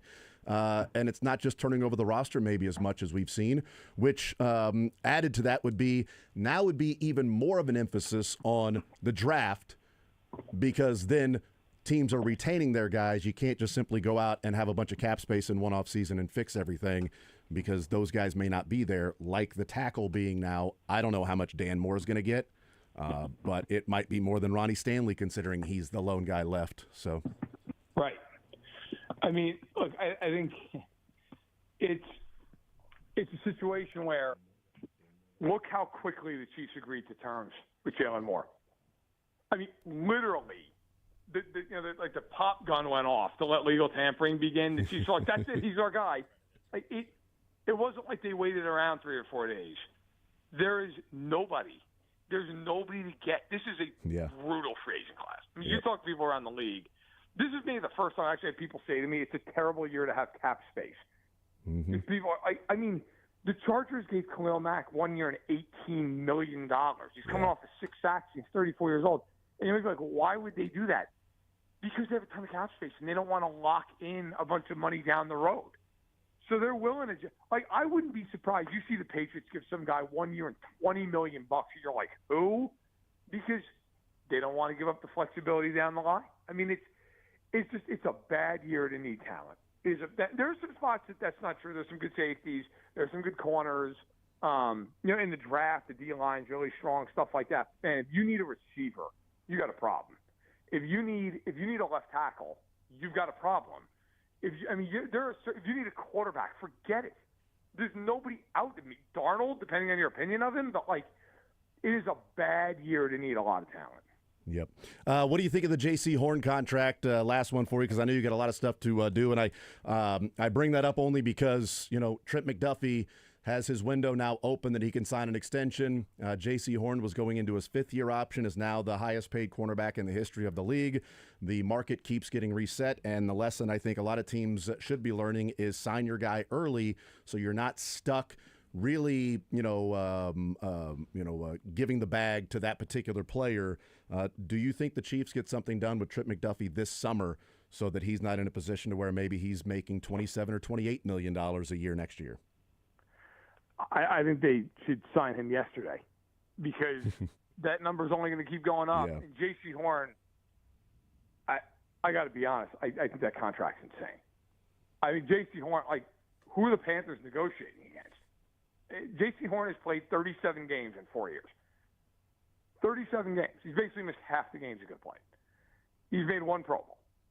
If I lined up 100 people who cover the NFL and I said, name the 5 best corners in football, how many name J.C. Horn? Good point. You gave him $100 million over 4 years and $70 million guaranteed. There's a guy actually would have made play out the 5th-year option. Been play 17 games. Show me you can do it. I like J.C. Horn. He's a good player. But would I have given him $100 million? No. I wouldn't have. I think that's a gross overpay for a guy who's a good player who's often injured. McDuffie, if I'm McDuffie, I saw that contract. I was like, great, you're giving me $4 and $115 now because I'm not taking anywhere near J.C. Horn. McDuffie is miles better than J.C. Horn. So, yeah, the Chiefs are probably going to play the game of, you're a slot corner and that's really your market. That's nice. They're not going to win that game. No. They're going to have to pay Trent McDuffie like he's Pat Surtain because he basically is. That's coming. They're going to have to pay him a fortune, and they should get ahead of it. We'll see if they do. Matt Verderame, Sports Illustrated. Matt, you're the man. Appreciate it. Get back to the work and everything, and certainly we'll be following the tweets and things like that to see what the breaking news is. Appreciate it, man. Take care. Absolutely. There's Matt Verderame, Sports Illustrated. And yes, you don't want to be in a position if you're negotiating with Trent McDuffie and Trent McDuffie wants a certain number, I think at this point you go ahead and pay him. Because 2 years ago, T. Higgins wanted a certain number. And if he plays on the franchise tag this year, the Bengals would have given him more guaranteed dollars in 2 years than he was even asking for 2 years ago. And you would have him for another year or two, maybe on a 4-year deal. Jamar Chase and the money he wanted last year, I guarantee you, is not with the money that now he is asking for. And the problem with now T. Higgins and wanting an extension is it's Myles Garrett and it's DK Metcalf. Myles Garrett screwed the Bengals because twofold. Well, Max Crosby screwed him, first of all, and Trey Hendrickson then saying, yeah, I want to be traded, and the Bengals going, okay, well, Max Crosby got that deal. You have much more of an argument to get the money you want. We can't pay it. Go seek a deal. But the Myles Garrett deal screwed him with Jamar Chase because they're on record as saying that they are going to pay him as the highest non-quarterback in the league, which is now plus $40 million because Myles Garrett signed for $40. The problem with DK Metcalf's deal of getting $30 million per year is that the T. Higgins and DK Metcalf, what T was looking for was closer to 30, and the Bengals were like, we're not paying you $30 million a year. And now that DK's getting 30, T and his agents are saying, this is the price of doing business now. Oh, no. T is not DK, though. I don't care. He's a guy that wants the money there in Cincinnati, so it's either I you want pay. the money, too. T Higgins is not a $30 million Great, a year then he's guy. not going to be a Bengal. That's the point. Fair. Do you want to sign him or not? Because what DK did was raise the value of T. Higgins. I'm not saying it's 30, but if they say we need close to 30, and the Bengals are going, we're giving you 25, and now DK gets 30, then T. Higgins' representation can go back to him and go, DK's getting 30. Like we said, we want close to 30. This is now the going rate for you to sign him to a long-term deal. If you don't want to sign him to a long-term deal, he'll play one more year in Cincinnati and walk. And he's going to get another $25, $26 million in guaranteed dollars. But if you want to sign him to a long-term deal, DK Metcalf also is raising the floor of these wide receivers that are in this tier. DK Metcalf may be viewed as a better player, but the wide receivers that are in this tier, if you want to retain Jamar Chase and T. Higgins, if they would have just signed him last year, it's going to cost you maybe 50% more, maybe at minimum 30% more from one year to the next by waiting on T. Higgins and Jamar Chase. And that is the lesson that all these teams need to learn. And I'm hoping the Chiefs, if they get to a negotiation with Trent McDuffie and Trent says, I want, $25 million per year to come to be the highest paid cornerback in the league, great, then do it. Because then Sauce is going to get 26. Yeah. And then Stingley's going to get 20. The cornerback market is going to start getting closer to aligning with the wide receiver market. The high-end cornerback market. How many number one cornerbacks are there? The high-end cornerback market is, and we talked about this 2 months ago, that the high-end cornerback market is going to start to catch up with wide receivers. And it's going to take a couple of deals to start ballooning, and then it's going to start coming over the top more and more and more. So get Trent McDuffie signed as early as you can, even if you have to make him the highest paid cornerback in the league, because by the time the other guys in his draft class sign, he will no longer be that. So Chris Godwin signed that 3-year deal to stay in Tampa Bay. The Bears added Drew Dahlman, who was a really big center prospect from Atlanta. He is now the second highest paid center in the NFL. I want to take a guess on what he is now because he's just behind Creed Humphrey. 16 and a half. 14 mil AAV. There's still a massive gap between Creed and the second highest paid center. I thought the Bears are doing a great job just revamping that offensive line. Got to give a lot of credit there to what they are doing. If you want some positivity on Jalen Moore, you want to guess how many penalties he had last year? I'm going to guess 0 or 1. 0! All right, let's go. I looked at it this morning. I was looking at that last night, Jalen Moore and Dan Moore, because those are the names that are out there. And again, I'm going to talk myself into it. If Jalen Moore is getting $15 million per year in the NFL on 2 years, Dan Moore might get Ronnie Stanley money. Might get more than Ronnie Stanley. Like, it's a little bit like the NIL market. Dude, if you're a top recruit, it's not a bad deal to wait. Because if you're the only thing left on the market, you might be a really good player, but they're going to pay you more than probably what you're worth because you're the last one left, and there's probably 4, 5, 6 teams that are looking at you as the final piece. We've got this money. Okay, we'll allocate it to you to bring you in. I don't know if that's what happened with Coleman Hawkins, but it might be what happened with Coleman Hawkins. We need this guy. Other teams need this guy. We'll pay him $2 million to make sure we secure this player.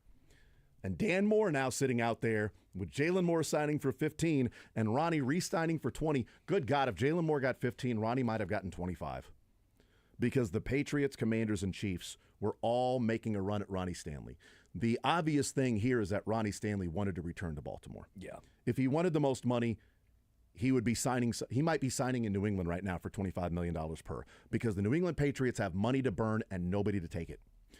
What's happening with the New England Patriots right now, it seems like anybody that has been in a auction league for football or baseball or basketball, an auction fantasy league, and you've got money to spend, and you're in on this player, and you're like, I'm gonna bow out. You got him. You're in on this player, it's like, I'm gonna bow out. You got him.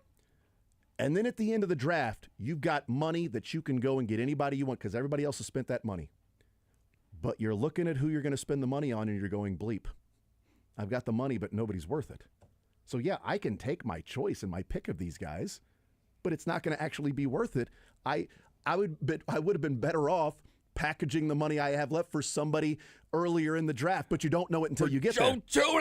Right, but you don't know it until you get there. I know. By the way, Dan Moore Jr., the Steelers, not Jalen Moore. No, Jalen Moore is from the 49ers. Not Steve Moore. He is Mizzou legend.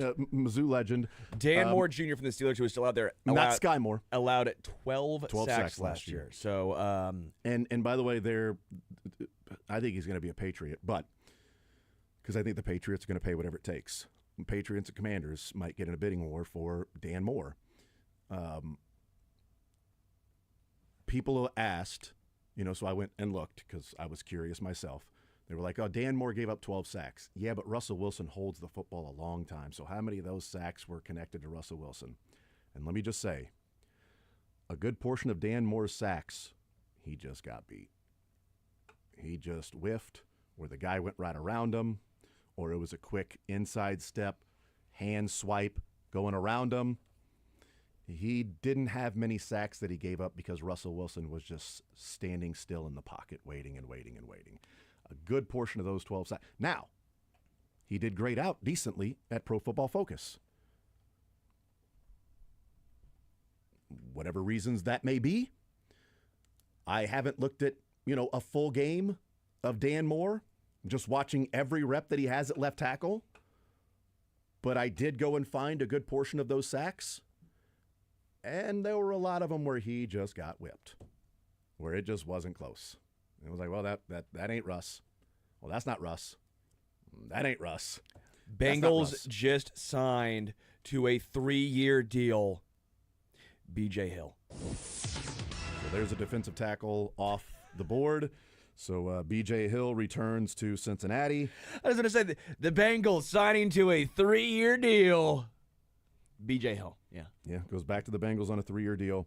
By the way, real quick, the Chiefs have signed a player on a 1-year contract. Just signed somebody for a 1-year contract. Can I guess who it is? Have you seen it? Can I guess? You can guess. I have rumblings of it, but I didn't know what it was. Was it Elijah Mitchell? Gosh darn it, dude. If you were going to guess it right, I said, do you know who it is? So Well, I didn't want you to guess. I had some people. That's fine. So you knew who it was. I specifically asked, do you know who it is? I had an idea of who it was. So you knew who it was. I thought I knew who it was. So if you've got multiple people I now telling you, know who it is. So if you've got multiple people telling you Elijah Mitchell is signed with the Chiefs, then you knew who it was. Well, how many people have reached out to you about Elijah a couple. Mitchell? I didn't have any hard facts though. I had one person reach out to me. What I was going to bring up is who's the running back we talked about a couple of weeks ago that could be somewhat of a Jerick McKinnon, only in that he played with the 49ers. He was often injured, and when he was healthy, he was pretty damn good. And so you're banking on maybe a healthier player this year, and you sign him to a 1-year deal. The Chiefs did that with McKinnon, and it looks like that's the deal with a 1-year deal for Elijah Mitchell. So the 49ers running back, who was good when he was healthy, offered a little bit more than certainly Kareem Hunt in terms of bigger playability, but a guy who has been dealing with injuries. He is to the Chiefs on a 1-year deal. So there you go. Elijah Mitchell and Jalen Moore have been signed by the Kansas City Chiefs. Jalen Moore playing left tackle, 2 years, $30 million for Jalen Moore and his 12 starts in the NFL as a swing tackle for the 49ers, but filling in for Trent Williams this last year. We will take a timeout. We'll come back. We'll continue rolling. A lot of stuff more to get into around free agency frenzy. We'll continue with that coming up right after this.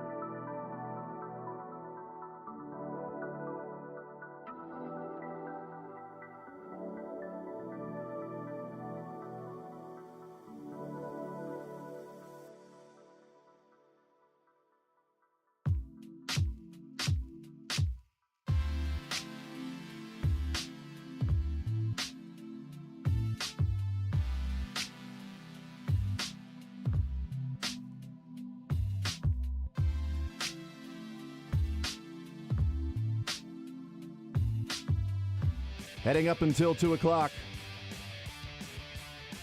If you're just joining us, Chiefs have signed a couple of free agents.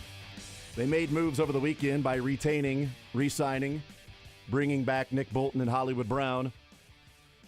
Trey Smith officially signed his franchise tag, and they have agreed to terms with Jalen Moore, the swing tackle for the 49ers, but played left tackle this year when Trent Williams went down.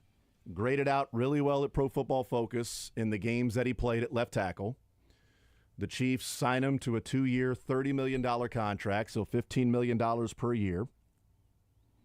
And Elijah Mitchell, also from the 49ers. Why didn't they are they going to trade for Ayuk now? Like, what's the deal? Who else they grabbing? Huh? Come on. Who are they getting from the 49ers? Oh, Lil Mooney. Charvarius Ward. I told you. Charvarius Ward's got to be next, I think man. Ward's coming back. Charvarius Ward's got to be next, man. Come on, Lil Mooney. Bring him on back. It's better over there. So. Yes. What's he supposed to say, though, Dylan? Come on. What'd you say? I mean, Sorry. it pissed off Travis. So I know, yeah. Right. Struck a chord there. That's right. I think all will be forgiven. I know, I'm being fun. If he returns. And, I think Charvarius is going to get a pretty decent payday because I think people will chalk this last season up to really tough personal things going on in his life. He lost his baby girl. He lost his child this year and talked about it that, you don't want to come to work. You don't want to do anything. I'm not trying. I don't want to be at meetings. I don't want to play games. Things like 49ers fans may not like it. I'm like, if there's a 49er fan that doesn't like it, to hell with you. There ain't a person in this world. Maybe the 49ers take care of him for that reason because they saw it all year and they were the ones that were there for him. So that's what I hope. So that he doesn't have to move. He doesn't have to do all that with his family. Well, he talked about, though, he said he doesn't know if he can play in San Fran again. He wants to basically get out of San Francisco. Just to clear be away. everything. He was like, because he talked about when he was like flying, like you'd fly back in, you just, yeah, it's tough. It's a tough deal, and so I do think there are a good portion of people that will look at last year and say that's not who he is, and we're going to bet on him of what he looked like the last couple of years and not necessarily this year. So Elijah Mitchell, though, is signed as a running back, ran a 4.35 40. He is a guy that has burst. 10-yard split, a 1.5, which ranked in the 90th percentile of the combine that year, 97th percentile of 40 for running backs that year. His athleticism score was 99th. Yeah, 2.4, 20-yard split, which is the 99th percentile of running backs that year. So they've got the guy that if he stays healthy, offers some electricity and plays that Jerick McKinnon role, which is what I've been hoping for, is for them to find somebody. What they're doing here, it seems to me, is what Brett Veach does typically every year, and that is they are signing guys in free agency so that when it gets to the draft, they aren't sitting there going, well, we're bleeped. We have to take this guy who we think is 40 spots lower than what we're drafting because we really need this guy. So they're going into the draft not saying we got to have a running back. They're going into the draft not saying we got to have a left tackle. We got to have a left tackle, man. We're sitting here at 31, and we think this left tackle's 55. But we need him, so we got to take him right now, and he may be a project, but we'll give it the old college try like we did with Kingsley. So we'll go ahead and do this, and we got to draft it. Like, they don't have to do that. And we'll see if DJ Humphries or Donovan Smith is also brought in with Jalen Moore. Is Jalen Moore part of the answer, or do the Chiefs view Jalen Moore as the answer? Sure. That is a completely different conversation. That's a completely different category to put Jalen Moore in. I guess my not even concern, dude. Not with Jalen Moore. That is a concern. Yeah. With Elijah Mitchell, he's not really a third down back though. He's never really been a big pass catcher. And I'm good if he's not necessarily a third down back. I'm good if he's just a regular down back. Well, so I'm just wondering. I'm just wondering who's going to fill that role because it's not Pacheco. Does that mean Kareem's coming back? Is there still going to be a draft pick in the works? Is Samaje coming back? I just think it's interesting because I don't think of Elijah Mitchell in that role. The athleticism score is phenomenal. And my other concern, dude, with guys coming from San Francisco, running back specifically, is it feels like everyone works out there. The scheme, the fit, it doesn't matter. Everyone has success. He also has always been injured. Dating back to college, he had a Liz Frank injury in college. Liz Frank. You Americans always butcher the French language. But you're right. When healthy, he's had you know? when healthy, he is the guy. But again, I like the move overall. It's a great depth signing. But again, he is a guy who is good at depth signing. Often injured. So if it's he and Pacheco, where they have somebody that can actually run some of those outside zones, some of those toss plays to get outside the tackle, as opposed to just simply running between the tackles, between the guards, like they have done with Pacheco, because they have tried a couple of times to have a little toss play to get this guy a little sweep outside, and they don't have anybody that's simply fast enough to be able to do that. Clyde wasn't fast enough to do that. Pacheco wasn't fast enough to do that. Pacheco has the 40, but he has the Fred Flintstone going beforehand. He's got to get that thing going. Yeah, Kareem wasn't fast enough to do that. If that's part of the game that they want to incorporate, well, then they have somebody that would be fast enough to do that in Elijah Mitchell. But again, he is a guy that has been often injured. So what are they going to do at that spot in the draft?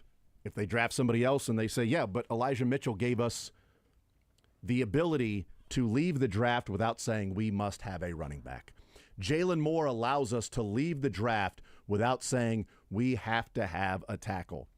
L'Jarius Sneed, while Charvarius Ward walked, L'Jarius Sneed, and even to a degree Rashad Fenton, allows us to go into the draft and come out and say, you know what, we didn't get a cornerback, but we're okay. The draft didn't fall our way in these certain spots, but we're fine because we got Sneed. We'll figure it out with Fenton. Yes, it's not ideal with losing Charvarius Ward, but we added other pieces here or there, and safety and maybe defensive end, depending on how the draft board fell. And instead, they end up with 4 of them in McDuffie, Watson, Williams, and Nazi, which they called the Fab Five along with Brian Cook. And remember, they liked those guys enough that in midseason they traded Rashad Fenton that year. To Atlanta. They liked us so much they said, look, the Fab Five, we know what we have now. We can get something for Rashad Fenton, a 7th rounder, conditional, whatever it might have been that they got back for Rashad Fenton, because they ended up throwing numbers. But going into the draft, he allowed them to at least not have to panic and say, we got to have this guy because he's serviceable. You need depth there, but you feel like you got a pretty good number 1 in Sneed, a decent number 2. You'd rather him be 3 or 4, but an okay number 2 that maybe you can coach around, so you're not desperate. Jalen Moore at left tackle. A guy that maybe you can coach around. It's the price of doing business. If you need that guy, that's why you're paying $15 million for him. So you're not desperate to be in the draft and say, well, we're sitting at 31. We have this guy at number 67. Got to take him because he won't be there. So, or trying to force Kingsley Suamataia to play left tackle. Again, I don't hate, obviously, them trying to do something at left tackle. It just feels like a vast overpay and almost a panic of, okay, well, we traded Joe Tooney to open up cap space so we could go up to Ronnie Stanley, and Ronnie Stanley's not there, so what do we do? Yeah. That's more or less what it seems like. By the way, Robert Spillane agreed to a 3-year, $37 million contract with New England. I just think it was interesting because I was wondering what he was going to get in regards to Nick Bolton, right? Yeah. I've always liked Robert Spillane with the Raiders for a while. I was intrigued to see what that number was going to be. So Robert Spillane, 3-year, $37 million. By the way, that's our 41 is the mic. That actually is 41 is the mic. That's exactly it. So Spillane is the 41 is the mic. That's exactly right. So there you go. As I said earlier, and I'll say it again when it comes to this deal with Jalen Moore, and that is, if he is part of the answer, I feel better about it rather than, hey, they signed Jalen Moore. All good. Yeah. Got your left side, Jalen Moore and Kingsley Suamataia. That would have a combined 15 starts in their NFL career. 12 of them from Jalen Moore in his 4 years in the NFL. and 3 of them from Kingsley Suamataia, who has 1 start at the position he's expected to play. And Jalen Moore, those 12 starts are split between the right side and the left side of the offensive line. So I need to go back and look. So at you're how many you're starts good. he's You're had. you're comfy. You're snug as a bug in a rug. Me, or are you saying you're as in me, or you're as the Chiefs?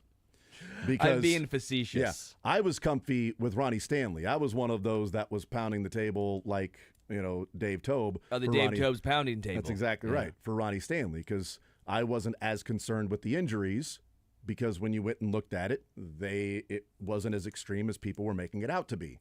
Just by looking at his Pro Football Reference page, Ronnie Stanley had the ankle injury that cost him essentially 2 years. But since he came back off the PUP list from the ankle injury, he's played 3 years and a total of 52 games he would be available for, and he's played in 46 of them, including 27 straight. So if he didn't have that awful ankle injury, which cost him the first year, and he decided to rehab and then re-injured it and then said, we're getting surgery, since he's come back from that, he's played 46 out of 52 games and 27 straight. It's a little different. I would have paid for Ronnie Stanley feeling like, boom, there's your left tackle. That makes sense. But Ronnie Stanley, $20 million, and Jalen Moore, $15 million. That's not a very good consolation prize. That consolation prize cost a lot. I would have been good with Jalen Moore at maybe half the cost, or 30 or 40% of the cost, not 75% of the cost of Ronnie Stanley, because the Chiefs would be lucky to get 75% of the play of Ronnie Stanley at left tackle with Jalen Moore. They are betting on an ascending player, is what the Chiefs are doing. But what I have talked about, and I'll continue to talk about until we see him out there and play, the same group of people that are betting on an ascending player at left tackle are the same group of people that drafted Kingsley and started him at left tackle and said, this is the guy to be the left tackle of the future, until he played 2 games and it was like, good God, this guy can't be left tackle. So let's go ahead and move him to guard. Are now signing Jalen Moore for $15 million a year, saying this is an ascending player. We don't have a lot of film on this guy, but we have enough to say he's worth it. We're going to coach him up. Okay, well, the Chiefs' success with offensive linemen have typically been the guys who were really good to begin with.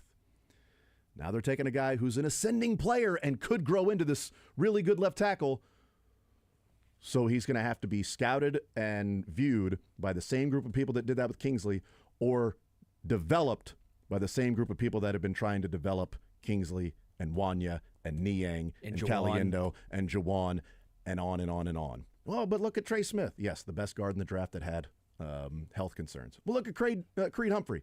Yes, viewed as one of the best centers in the draft behind Landon Dickerson. Was the only one. Miners was rated behind him, but was drafted ahead of him. Yeah. And Creed was there. Yeah, those are the guys that have been awesome. Yes, they have been awesome. They're really talented players that have been talented players. We'll see. More zone next.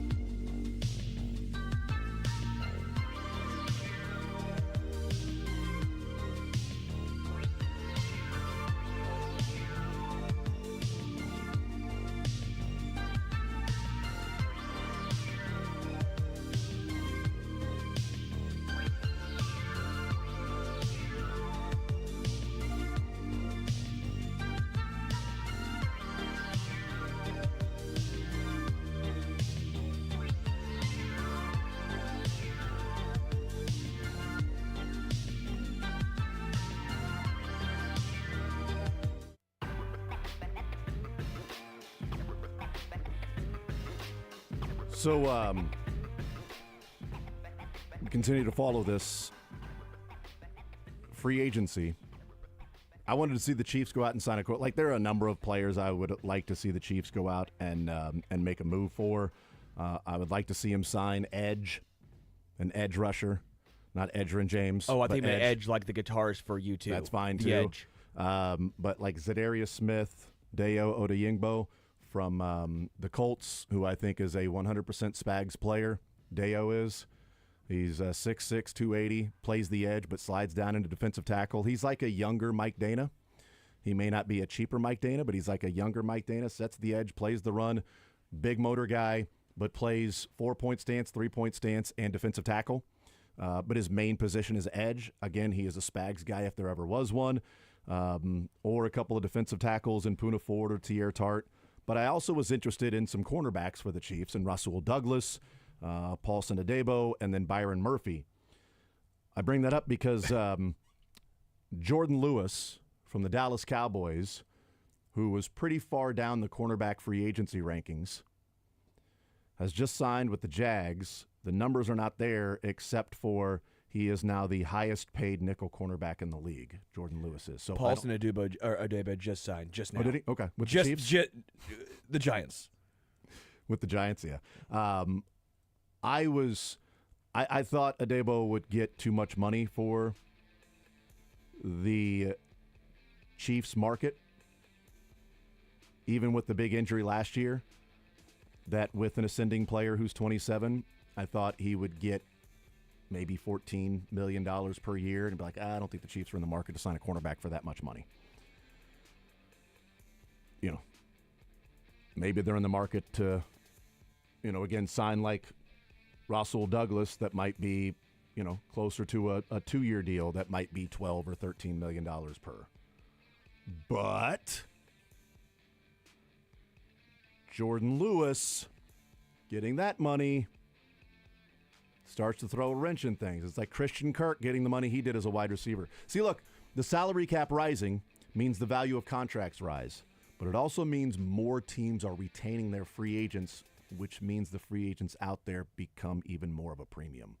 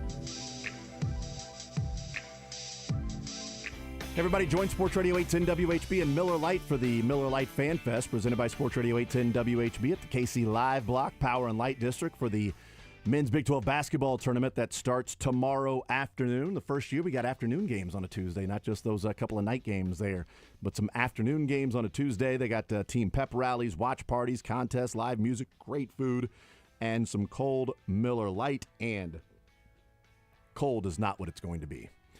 The beer is going to be cold. The weather is going to be beautiful. Dog, those beers, those Miller Lights will be flowing down my gullet so darn quick. It's good to know. 70s all week long there at the Big 12 Tournament. Championship week on Sports Radio 810 WHB is presented by the CW Farm and Ranch Venue, River Bluff Brewery, and Church of the Resurrection. So a beautiful, beautiful week. Make your plans to be down there and join us every day at KC Live in the Power and Light District. K-State playing tomorrow night at 6 o'clock. Hopefully K-State and KU playing Wednesday night at 6, and then, let's be honest, 8:30. We will be down there tomorrow. We will be there tomorrow. Looking forward to being down there tomorrow and on into Wednesday as well. So we'll be down there the next couple of days with a better idea of what some of these free agent signings look like. To give you an update on what's going on, the Chiefs signed Jalen Moore, 2 years, $30 million, $15 million per year. That's quick math. And wondering, well, if Jalen Moore got 15, what in the hell is Dan Moore going to get from the Steelers? Well, Ronnie Stanley signed for $20 million per year. Dan Moore is getting $21 million per year. So he's getting more than Ronnie Stanley. $21 million per year for Dan Moore, and Ronnie Stanley got 20. Does Ronnie Stanley fire his agent, or is he perfectly content because he just simply wanted to return to Baltimore? That he didn't want to go anywhere, wanted to stay in Baltimore as the left tackle. Because if Dan Moore is getting 21 and Jalen Moore is getting 15, Ronnie would have gotten 25. He was by far and away the best tackle on the market. I don't know what Cam Robinson's going to get. Milton Williams is heading to Carolina. Dan Moore, by the way, signed with the Tennessee Titans. If you're wondering, who signed him, Dan Moore is heading to the Tennessee Titans, who had, they drafted J.C. Latham last year. Mm-hmm. So looks like Latham back on the right side then, and Dan Moore playing left side for the Titans. Are you surprised that Cam Robinson is the name that's still out there after the Moores? Not really surprised, because I wonder if he's just saying, no, I'm going to wait. I mean, if Dan Moore got 21, no, I'm good.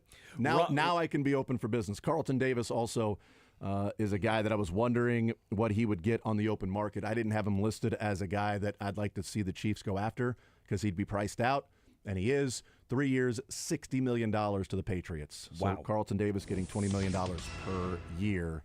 And again, the cap going up, some crazy numbers in the NFL.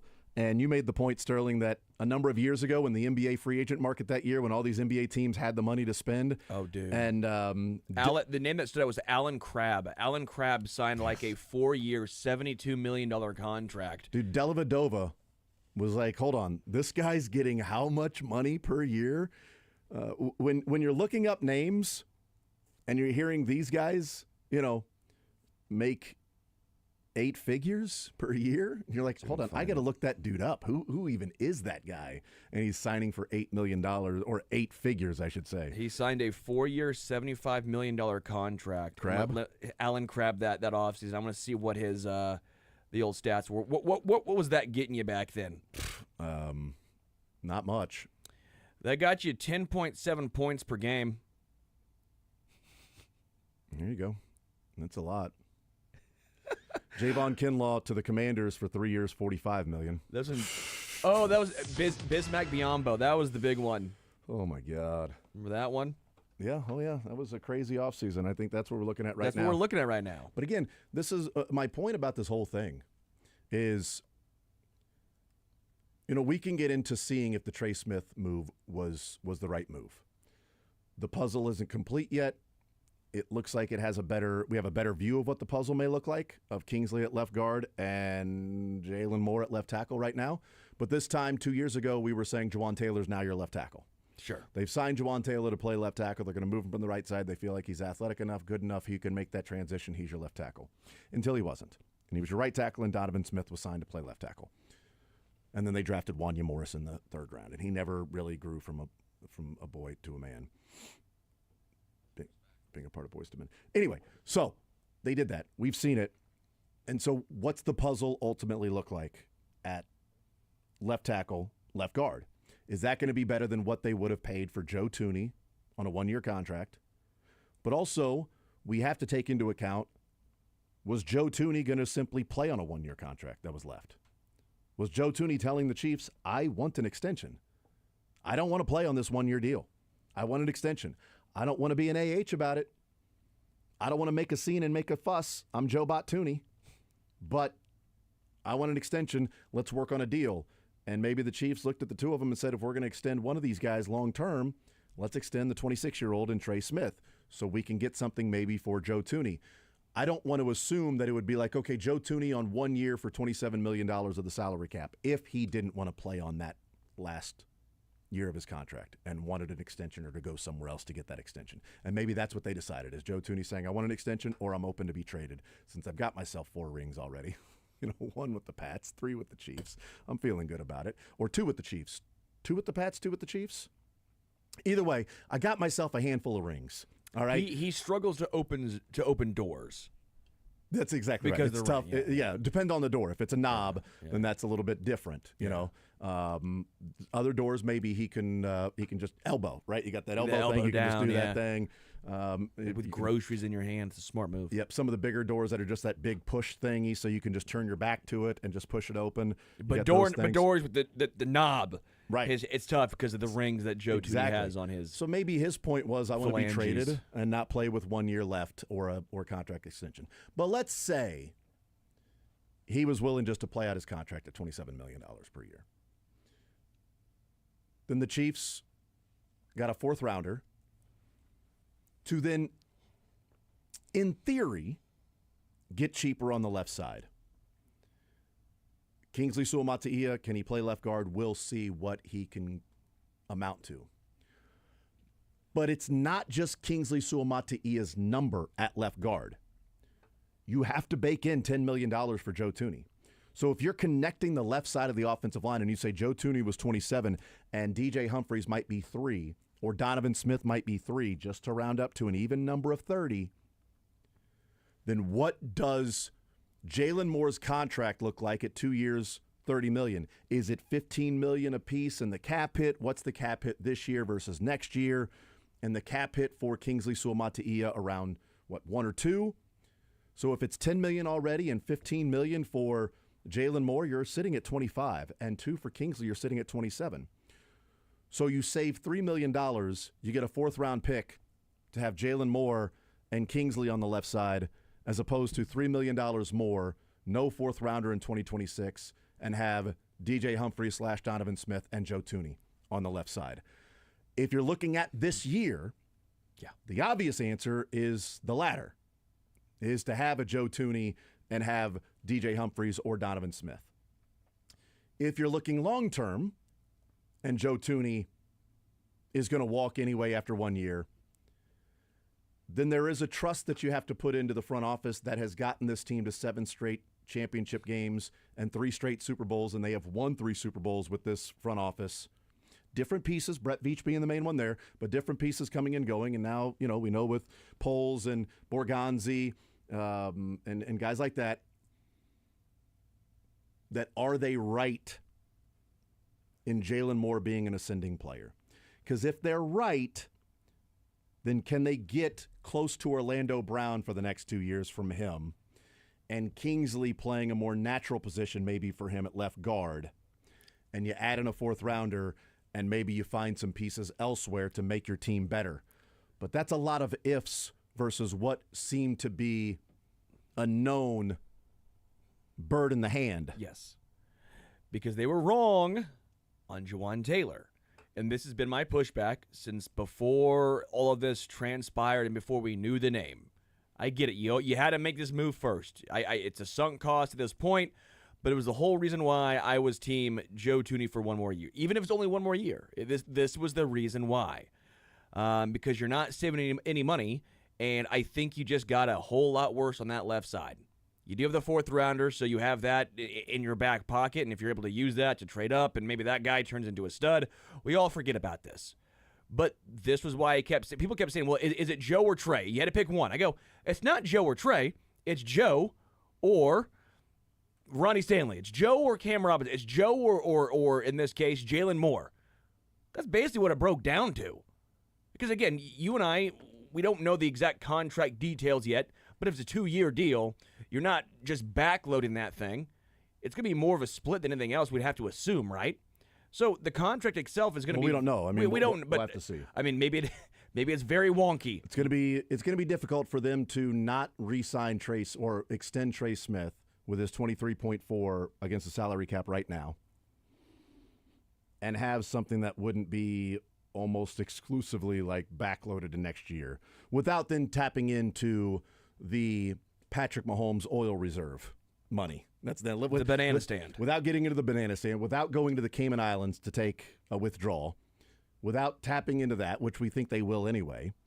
But without doing that, this would have to be a contract that has more money tied into next year. Sure. With Jalen Moore. The point, or is the strategy to move Jawan Taylor to left tackle then, and Jalen Moore's a swing guy? Is it finally Jawan Taylor left tackle? Like, I think there are a number of things on the board here. I think because there isn't an obvious. They signed Ronnie Stanley. Your line next year is Stanley, Kingsley, Creed, Trey, Taylor. Set, good to go. That's not the case. So is it more? Is it more and Humphreys to battle? Is it more, and if they draft somebody in the first round that shouldn't be there, is it Jawan Taylor at left tackle and more on the right side? Like, I don't know what the ultimate answer is going to be, but certainly for $15 million per year, I would go ahead and guess that your offensive line on opening day, if the Chiefs right now, is Jalen Moore, Kingsley Suamataia, Creed, Trey Smith, and Jawan Taylor. Now let's be positive, because I feel like we've been fairly negative on this so far. I think we've given both sides of it. He's 27, right? PFF liked him last year overall, 25th overall tackle out of 141. Pass blocking is better than run blocking, which matters for the Chiefs more than anything else. 0 penalties, which not a lot of snaps, but still he played 259 snaps. I mean, that's about what, a fifth of the season traditionally, about a fourth of the season is about what that breaks down to typically, with no penalties, only 1 sack allowed. That's good right there, right? I mean, there is some reason for some optimism. Yeah, they're betting on an ascending player. It's a bet. Sometimes you lose a bet. Sometimes you win a bet. If they win this bet, then he'll be. If they win this, and he is the player more consistently in a game in, game out basis, what he was when filling in for Trent Williams last year, then he will be a value pick at left tackle. He will be somebody that can give you some value at left tackle. Yeah. If he's playing for $15 million per year for the next couple of years. Again, as a 27-year-old that will be 28 this year, though, because he turns 28 in July. So he played his 27-year-old season last year. So he'll be a 28-year-old this year, and that's typically what we look at. We look at what age season are they playing. This will be his 28-year-old season. I don't think age is the factor for Jalen Moore here. No. They didn't sign him. It's not Dan Moore getting 4 years because he's 26, right? This guy's a 28-year-old. You signed for 2 years, and you are betting on an ascending player based on what you've seen filling in for Trent Williams. So now he has ascended, technically, according to PFF again, every single year. He's not played a lot of snaps every year, but the point remains he's anywhere from 145 snaps to 271. So he's in that range every single year. He went from 59 as a rookie to 65.9 to 72.9 to 74.9. His pass blocking grade has went from a 56 to a 73. So if you want some optimistic outlook on this, the lack of sample size is very alarming, but he has been improving year after year after year. San Fran has been pretty well known as a good place to pick up offensive line. Look at the guy from Kansas last year. Dylan, you know his name. The guy that was drafted. Dominic Puna, yeah. Like, that was a surprising ascension for him at guard. People have had a lot of success in this San Fran offensive line. So you're getting at least more of a well-known quantity here, right? You're getting some. Well, sample size is not great. At least you know he's coming from a good background in that regard. He's had good coaching with the 49ers. I'm trying to look at. Whoops, take that off. And he's only had one penalty and 831 career snaps. Two different offenses. One is more predicated on the running game, but I do agree that it is good that he is successful in a San Francisco offense. It's just a zone blocking scheme that's more predicated towards the run, hence the Terrell Davises and all the Clinton Portises of the Shanahan years and so on and so forth. Agreed. Son. But yeah, no, it's a good sign that they 271 snaps, 0 penalties. So you're gonna have holdings. Yeah, so one penalty and 831 snaps total. One, and that happened his rookie year. He's not had a single penalty in the last 3 years. Again, not a lot of snaps. Still good. But still, throwing it out there. He ranked from weeks 12 through 16 when he filled in for Trent Williams. His overall grade, his pass blocking grade, he ranked 15th out of left tackles. Essentially almost the exact same as Ronnie Stanley. He had a 63.7 from weeks 12 through 16 when he was filling in for Trent Williams as the starter. Ronnie Stanley had a 64.5. If we look at the offensive grade for him, he had a ranking of, out of left tackles, 1, 2, 3, 4, 5, 6, 7, 8. He was the 9th best offensive tackle overall, of left tackles, I should say. 9th best left tackle overall in football from weeks 12 through 16. Here were the names that were ahead of him at left tackle: Jordan Mailata, Teron Armstead, Rashawn Slater, Alaric Jackson, Colton Miller, Taylor Decker, Garrett Bowles, Ike Ekwonu, and then Jalen Moore. That's overall on offense. Now, again, he was ranked middle of the pack left tackles in pass blocking grade. Overall offense was pretty good. Run blocking grade, he was the 5th best left tackle from weeks 12 through 16 as a run blocker. Again, I'd rather have a pass blocker,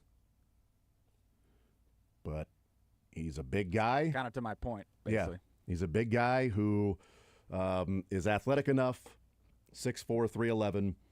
And again, what would worry me about him is switching schemes. San Francisco gives help. They are run heavy. They are, bootleg heavy. There's a quick passing game. There's a lot of that can protect a guy from giving up sacks. Where the Chiefs, haven't we talked about them getting away from the average depth of target of being 7 feet? And how many passes behind the line of scrimmage, and Patrick Mahomes not having time to throw the deeper, more exotic routes that they would like to have by bringing Hollywood Brown back and having Xavier Worthy. And Rashee Rice can offer the after the catch. And hopefully those first two guys are healthy for when Rashee Rice is then eligible after his suspension next year. If and when you ever see those three guys on the field at the same time in a regular season game. But for those routes to develop, you need time. And the Chiefs, it's not ideal for them to have to give help to the left tackle, for them to keep a tight end in or a running back and continue to help out with that guy so that he isn't on an island. It's tough to find a left tackle in football because, as we've talked about, defensive linemen and edge rushers have advanced physically and ability quicker than offensive linemen have. And those tackles haven't caught up to the edge rushers that we're seeing in the NFL. It is more and more difficult to find a guy that is, boom, left tackle, put him there, he's good.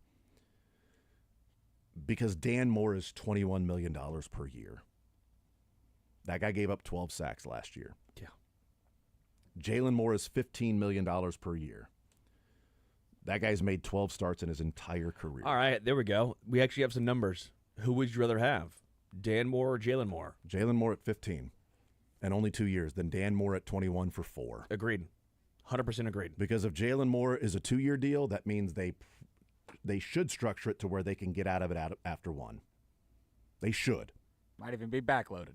Yeah. I mean, if it's backloaded, then it would be tough for them to get out of it after 1. Yeah, you're right. It's either one. Either he's not going to kill you on the cap this year. Yeah. But you got him for 2 years. Or the 2-year deal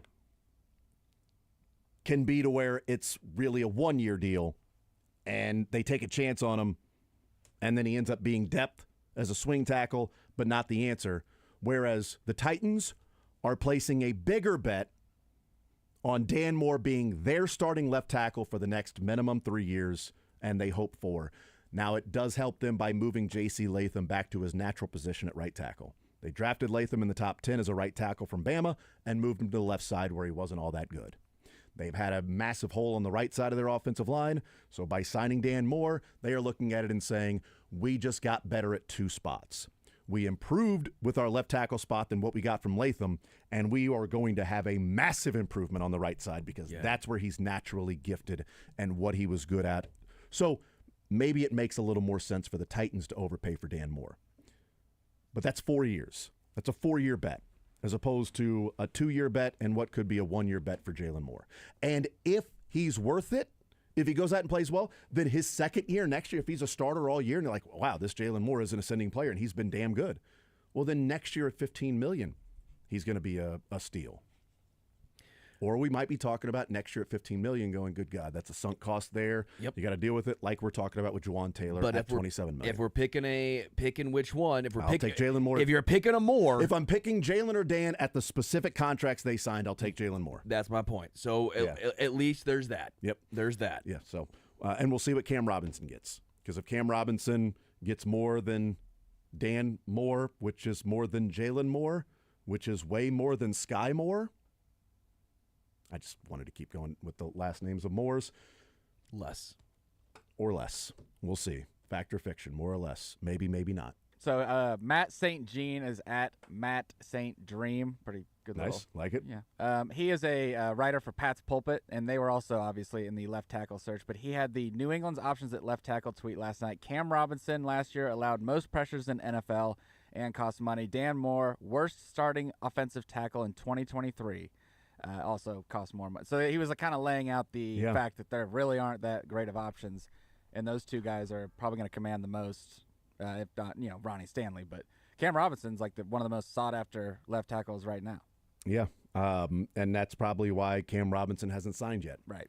Is I'm going to play this thing, and maybe he'll he might be getting overpaid by the Patriots. Again, the Patriots have so much money to spend that it may not be a big deal to them. It's like somebody who makes like $1 million a year, and they're like, I got to pay how much for eggs now? Oh, okay. Not ideal, but okay, cool. I'm paying $1.50 more for a carton of eggs than I was. Okay, fine. You're making $12.50 an hour. The Arrested Development line that Sterling used last week with the banana. I was like, what is it, $10? $10? Oh, okay, that's How fine. much could a banana possibly cost, go, yeah. That's Michael? right. What, $10? $10? Yeah, it's how much money you have, and the Patriots have so much money that they don't have many options to spend it on. Now, you don't have to spend it; you can roll it over. But if this is a year where they're trying to give Drake May some options to throw to and protect him with all this money that they're going to go and spend and draft picks, who are you going to spend it on? Well, if you wanted Stanley or Dan Moore or Jalen Moore, or you want Cam Robinson and Cam's going, yeah, but I want more than what Dan Moore got, and I want more than Ronnie Stanley. Like, yeah, but you're not really worth it. Okay, cool. Then find another left tackle somewhere. Well, Drake may have to wait a year. You know what? We're done with this.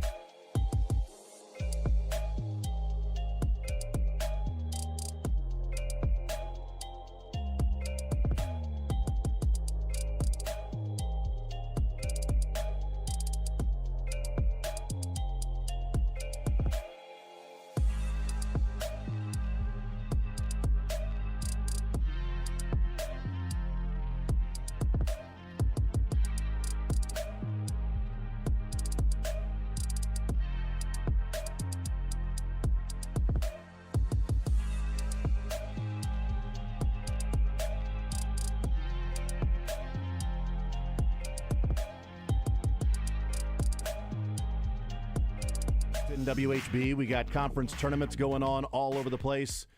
Championships this weekend. Shout out to Ben McCollum and the Drake Bulldogs and the Kansas City Bulldogs. Heading to the NCAA tournament 30-win team. They were putting together a resume that was worthy of consideration as an at-large bid. They don't have to worry about that as they beat down Bradley in that game. Did you see the Missouri Valley Conference betting lines? The first game of the conference tournament hit the over. Every other game after that was under. Oh, Every other game after that. And bettors just kept going, hey, guys, it's 5 in a row. Hey, guys, it's 6 in a row. 7 in a row. And people just started hitting the under, hitting the under, hitting the under, hitting the under. And every single game, including the championship game, under. life is too short to bet the under. I'm not a big fan of betting the under. But, that's just one of those things that happened in the Missouri Valley Conference. I'm also not apparently a fan of making money. But well, that's that too. I mean, but you're tough, though. Life's too fun to make money, as you would say. You don't want to be bored and making money. I want to pull myself up by my bootstraps. You know what? Here's the thing. You can't take it with you. If you got the money, spend it. So bet it. Go ahead and bet it on the over and have some fun, as opposed to being bored and rooting for people to miss shots so you can make some money on the under. Ugh, gross. So we got that going on. Obviously, free agency rolling. Legal tampering period rolling for the last hour and a half. Jalen Moore is a Kansas City Chief, left tackle of the 49ers. Elijah Mitchell, running back for the 49ers, is also a Kansas City Chief, often injured, but an explosive player that could fill the Jerick McKinnon role, that I would love for him to fill the Jerick McKinnon role. If he is healthy enough, he's been very injured the last couple of years, but when he's been out there and played, he's been a good player. But, that's sort of what happened. By the way, Jalen Moore filling in for Trent Williams last year, started those 5 games for Trent Williams, weeks 12 through 16, and the last 2 years combined, he has a total of 279 pass blocking reps, so 121 last year and 158 this year. So, yeah, 279 in your face. Mathematicians, just call me Will Hunting. 279 pass blocking reps. He's given up 2 sacks in that time for San Francisco, and a total of 18 pressures. 18 total pressures and 279 pass blocking reps and 2 sacks. Breaking news for K-State fans. Also 0 penalties. What's the breaking news? Oh, yeah, sorry, my bad. Free agent cornerback DJ Reed plans to sign with the Lions on a 3-year, $48 million deal, $32 million guaranteed. So who's that bad news for? No, I didn't say bad news. Oh. I said breaking news for K-State fans because DJ Reed. Okay, sorry. It's like if you follow his career, I'm sure a lot of K-State fans do. Right. He's a Lion, so now you'll have. He went from the Jets to the Lions. What a turnaround for DJ Reed. What did he get? $48 million, $16 million per year. Okay. I like comparing it to what the Pro Football Focus projected contract is. And his projected contract was 3 years, $14 million per year. But again, we've seen the cornerback market start to get inflated by Jordan Lewis, who's now he was like ranked 150 out of all the free agents. And I haven't seen the numbers to it, only that he's the highest paid slot cornerback in the NFL now. Wow. But he's also a free agent. So there you go. DJ Reed was not on my list of guys that I would have liked to see the Chiefs be interested in the cornerback market. Paulson Adebo is signed already. Russell Douglas is somebody I would like to see them go after. He was with the Buffalo Bills. He's 30, so a 1 or 2 year deal, maybe $10 million per, but you shore up that cornerback opposite Trent McDuffie. If they find money in the banana stand, wide receiver, I like De'Ami Brown, but they brought back Hollywood Brown, so you don't want to be redundant at that spot when you've got Xavier Worthy. Yeah, the last names. Yeah, I get it. Right. You can only have one. Exactly. So maybe Mike Williams. Oh, does that mean Sky Moore's gone? I think Sky Moore's gone. You're going to save $1.6 million in cap space. Well, because you only have one more. You can't have... One more what? I would be interested in on a 1 year deal Mike Williams. Again, a guy who's injured, but when he's healthy, he's one of the best contested catch players out there, along with Rashee Rice does the same thing. He's somebody I think would fit into the offense in the opening, in the space that they have, again, as your 4th receiver or your 5th option it does on this team. Feel like he needed an off season because Well, and it took him a while. He never got it with the Jets, but then he went to the Steelers, and it felt like he could never get on the field. And I wonder how much of that was just he didn't have any rapport, because you would see him occasionally on the field making these incredible catches, but also there was confusion at times between him and Russ. So I wonder how important a full offseason is for a guy. Even though he's a veteran, and it's easy to be like, well, he's a veteran. Yeah, but he's now going to be on his fourth team. If you're going to get a Mike Williams, I think sooner rather than later would be imperative. What you would be getting with Mike Williams is an offseason of another offseason of really recovering from the ACL. That this being the first year back from the ACL in 2023, that then you're saying, okay, so from this return, he didn't have much of an offseason there going into 2024 because still recovering. So now he goes through a season, and now he's got a full offseason to just get back into football shape. But again, it's not just that injury. Mike Williams is often injured. But a guy, because he's often injured, may only sign for like 1 year, $6 million. 1 year with incentives. You know what I mean? 1 year, $7 million. What was the one in last year? Was it one for 18? Yeah, you ain't getting that. No, I was just wondering what it actually was. 1 for 10. Yeah, 1 year, $10 million. Okay, so now it's going to be, I would think, less than that. But we'll see what the market does at wide receiver. We know what Hollywood Brown is getting. But Mike Williams is a guy I would at least have interest in for the Chiefs to go out and sign. Royals baseball continue to go through spring training. They were on TV this weekend, and that means people got to see Jack Caglione just freaking wear a uniform. You got to see that this weekend. And Jack Caglione, we got to also... You will not be allowed in the same room as Jack Caglione. He's going to put a restraining order against you. And that's why. Just the guy he looks good in a uniform. There's nothing wrong with that. You're leering at him. I'm just saying he looks good. I wouldn't pitch to him is what I would say. I'd be like every pitcher in the SEC and pitch around him and hope he chases. I'm not giving anything to hit. And weren't they trying to intentionally walk him one time and it got left like barely in the... and he went opposite field. Take it to left field. You're not going to intentionally walk me. I'm going to intentionally get on second, jackass. So here's Jack Caglione and what it sounded like. And good God, the initial sound you hear here is just different. And Ryan Lefevre on the call here with Jack's third home run of the spring training. That sounded good. Yep. That's going to go a long way to right field and spring training home run number 3. You know what that means, Sterling? Is that ball got Jacked up. Damn right it did. Jacked up. That ball. Up. Yeah. TM. The zone TM. I just want to, can you play the first, turn it up as loud as you can. All right, as loud as you can. Just play the first part where you hear the crack of the bat. Oh, that is sexy. Jacked up. Does that sound? Oh, you know what's going at that point. The second you hear that, you could be listening on the radio and you hear that and you're like, oh, that's either a rocket right at somebody or extra bases. That ain't a ground ball. That is a rocket or extra bases. And he got all 4 of them. He got 4 bases. And that was jacked up. If that was hit at someone, they would have gotten Jacked up. By the way, so finding the ESPN's jacked up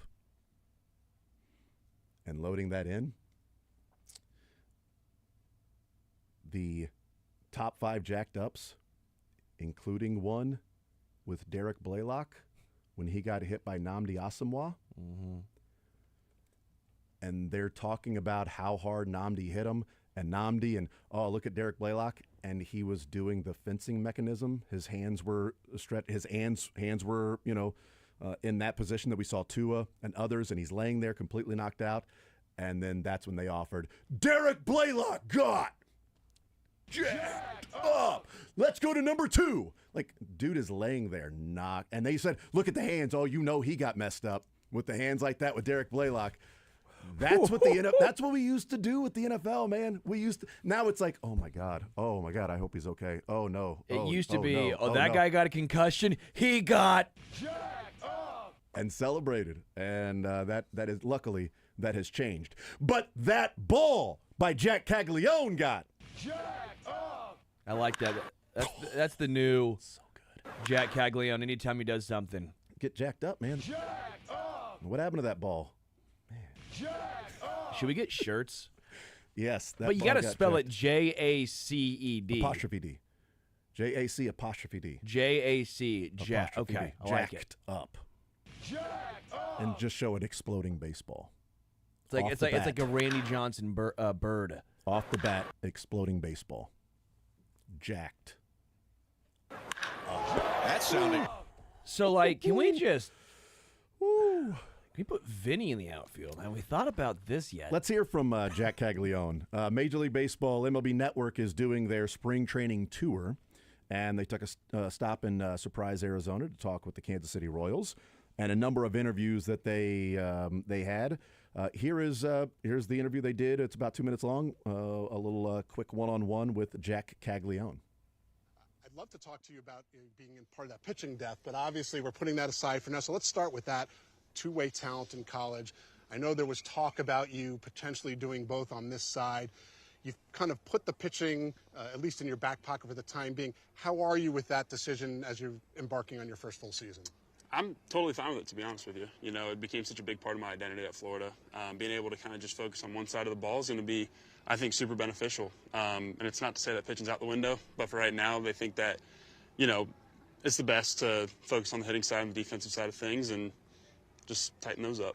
What's it been like being around Vinny? You mentioned him, but obviously, you know, first baseman. It's not often that someone makes Vinny look small. You've kind of managed to do that. I've heard him break you down in that regard. But what has it been like just being around him day in and day out? He's been, you know, probably the biggest help so far in big league camp. He's been super insightful at first base. He's given me a bunch of new pointers, and he looks at the game a different way. So, you know, he does anything that he possibly can to help the team win, and it's something that me and him have in common. He's just been very, very helpful, you know, when it comes to turning double plays, helping pitchers out, and doing all this type of stuff. He's hit the nail on the head multiple times, and he's been very helpful, so I'm super thankful for him. All right, Jack, the last question for you I want to ask is the spring breakout game. It's kind of started last year for the first time. All of the Royals prospects on the field at one time. How much fun is that going to be? And you've been part of all-star games and showcases and things like that back from high school, but this is a little different, sort of wearing the Royal blue all at one time. How much are you looking forward to that? Oh, I'm super pumped up for it. You know, I'll be with, like, Beam from Tennessee, played against him a bunch, so I'm glad we'll be able to share the field this time. My roommate's got the call for the D-backs, so he'll be there as well. So I'm looking forward to hopefully face him again. And yeah, I think it's going to be a great time. I mean, he says he's fired up. I think he's jacked up for this, man. I think. Jacked up! All right, we'll take a timeout. We'll come back. They also talked with Jonathan India, which I thought was a really good conversation. Mick Schaefer will join us at 1 o'clock, typically a really good conversation. We'll get you caught up on all the free agent signings that continue to go on. If there's any breaking news with any other signings, then we will, tell you about it. But on the other side, we'll hear Jonathan India on MLB Network and talking about his time, limited time so far with the Kansas City Royals. More Zone next.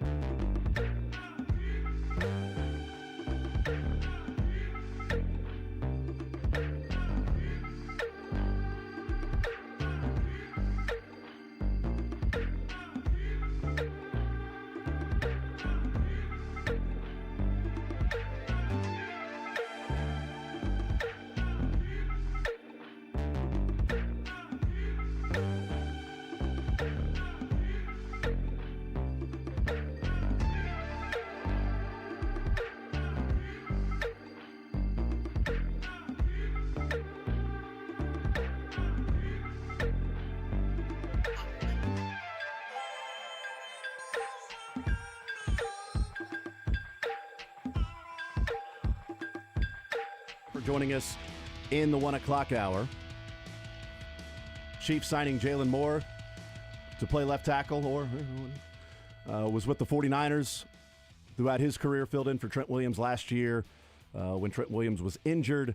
He is now with the Kansas City Chiefs, 2 years, $30 million, and they have signed Elijah Mitchell to play running back, often injured, but a guy who is fast, is quick, and could offer that Jerick McKinnon role if healthy. Jonathan India is offering that leadoff role that the Royals have been looking for a couple of years, and it took Brady Singer to acquire Jonathan India, but he is now with the Kansas City Royals, and the MLB Network had a chance to talk with Jonathan India yesterday. I want you to take me through it, man. Kansas City was in desperate need of a leadoff guy this year. Get on base, set the tone for the Bobbies and the Salvies. Trade goes off. Were you surprised by the trade? I mean, I was on the trade block for 2 years there in Cincinnati. I wasn't really surprised. I think it was about time for me to go my separate ways, and they had a lot of young talent coming up. Yeah. It's just a better opportunity for me in my career, and they were nice enough to give me to a good team. Yeah. They put me in a good spot, and I can't thank them enough for what they gave me in Cincinnati, and to give me an opportunity here, which is great. And I'm excited to play with this team, man. You were the leader of that Cincinnati Reds team. Yeah. How do you play that coming in? I mean, it's take your time. Are you a vocal guy right out of the chute, or no? No. I could finally, sit back and play baseball. As weird as it is to say, I feel like I was a leader since my first year there, and it was tough for me to balance that. Being a new guy in the league, and then playing there and trying to be a leader my whole time there was, I think you could say it was a lot for me. Yeah. But I learned a lot. As a young kid, learned a lot, and I learned how to deal with failure really fast. So I'm excited to come here and just play baseball and be the guy, be the leadoff guy and get on base and just play my game, not worry about anything else. Does it fit your kind of style of how you want to attack the game? Before the big leagues, I was kind of like, that three-hole. Yeah. The guy that drives and runs, the guy that comes to the bat with the guys on base. I think now that I found my role in the big leagues of being a leadoff guy, getting on base, and setting the table for guys like Bobby, Salvi, and Vinny. I'm excited to be that guy and just nothing more. And just play my game, and because I know that's good enough for me in the league. So it's really interesting him talking about in Cincinnati. He comes up as a 24-year-old rookie, wins Rookie of the Year, gets on base at 380, and so much of that year was all about, like, man, what a great clubhouse guy he is. Oh, my goodness, the guys just rally around Jonathan. He's the heart of this team. The heart and soul of this team is Jonathan India. And then, during the 2022 season and on into the offseason, it's like, are they going to trade Jonathan India? And, like, I'm not going to trade Jonathan India. That guy's the leader. That guy's their best. Like, you're not going to trade the guy who's, like, the clubhouse, who is the heart of that team. And you're not just going to – you know what that would do to the clubhouse if you take Jonathan India out of that? And that was when he's like 25 years old. Yeah. And now to hear him go, no, it's kind of nice to come in and you've got Salvi and Bobby and you've got some other guys that are there that I don't have to come in as a young kid and just, young kid then, but be the guy that has to be the leader. He's like, and to hear him say that was a lot, to be looked at as you're a good player, but oh, by the way, Jonathan, you're the leader because of just simply who you are naturally. Now you're expected to be that. My favorite thing was nice enough of Cincinnati to trade me to a good winning team, a good team. Yeah, that was a good cool. team. I was like, yeah, the Royals are the good team. Like, right. How fun is that now that when players get traded to the Royals, they're getting traded to a good team. They're not sent to They're Siberia. doing you a solid. The team's so pissed off at him, they send him to Siberia. It's not that. They're just like, no, we'll They're trade doing you. you a solid. They're saying, we'll trade you to a winner. Yeah, we'll send you to Kansas City to be the leadoff hitter, and you get to hit in front of Bobby Witt. By the way, we're going to go ahead and say it. He's going to be the best leadoff hitter in franchise history. 483 on base percentage and 21 at bats so far. Go ahead, get that bust ready. So 500 on base percentage for India in his career. Who says that he won't do that? Well, I won't say 500, but 483 seems to be obviously in the realm of possibility. And by the way, Jack Caglione, 3 home runs and 11 at bats. Yeah. 110 at bats, 30 home runs. 220 at bats, 60 home runs. What happens if he gets to 500 at bats in a season? I'm just saying. Wow. It would be 550 at bats. It would be I meant a lot.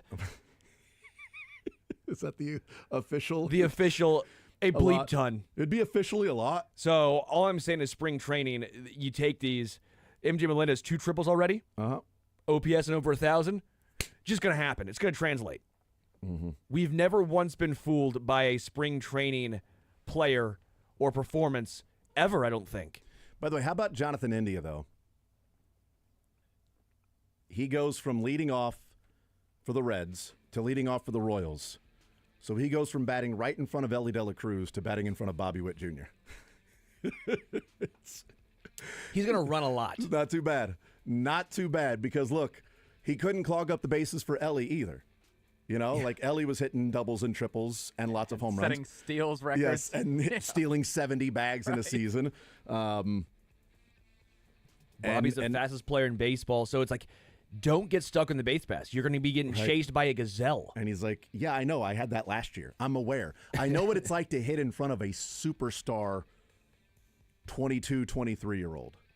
I'm aware of what that's like. Okay, but what about an MVP caliber player? Yeah, I just said that. I was hitting in front of Ellie De La Cruz.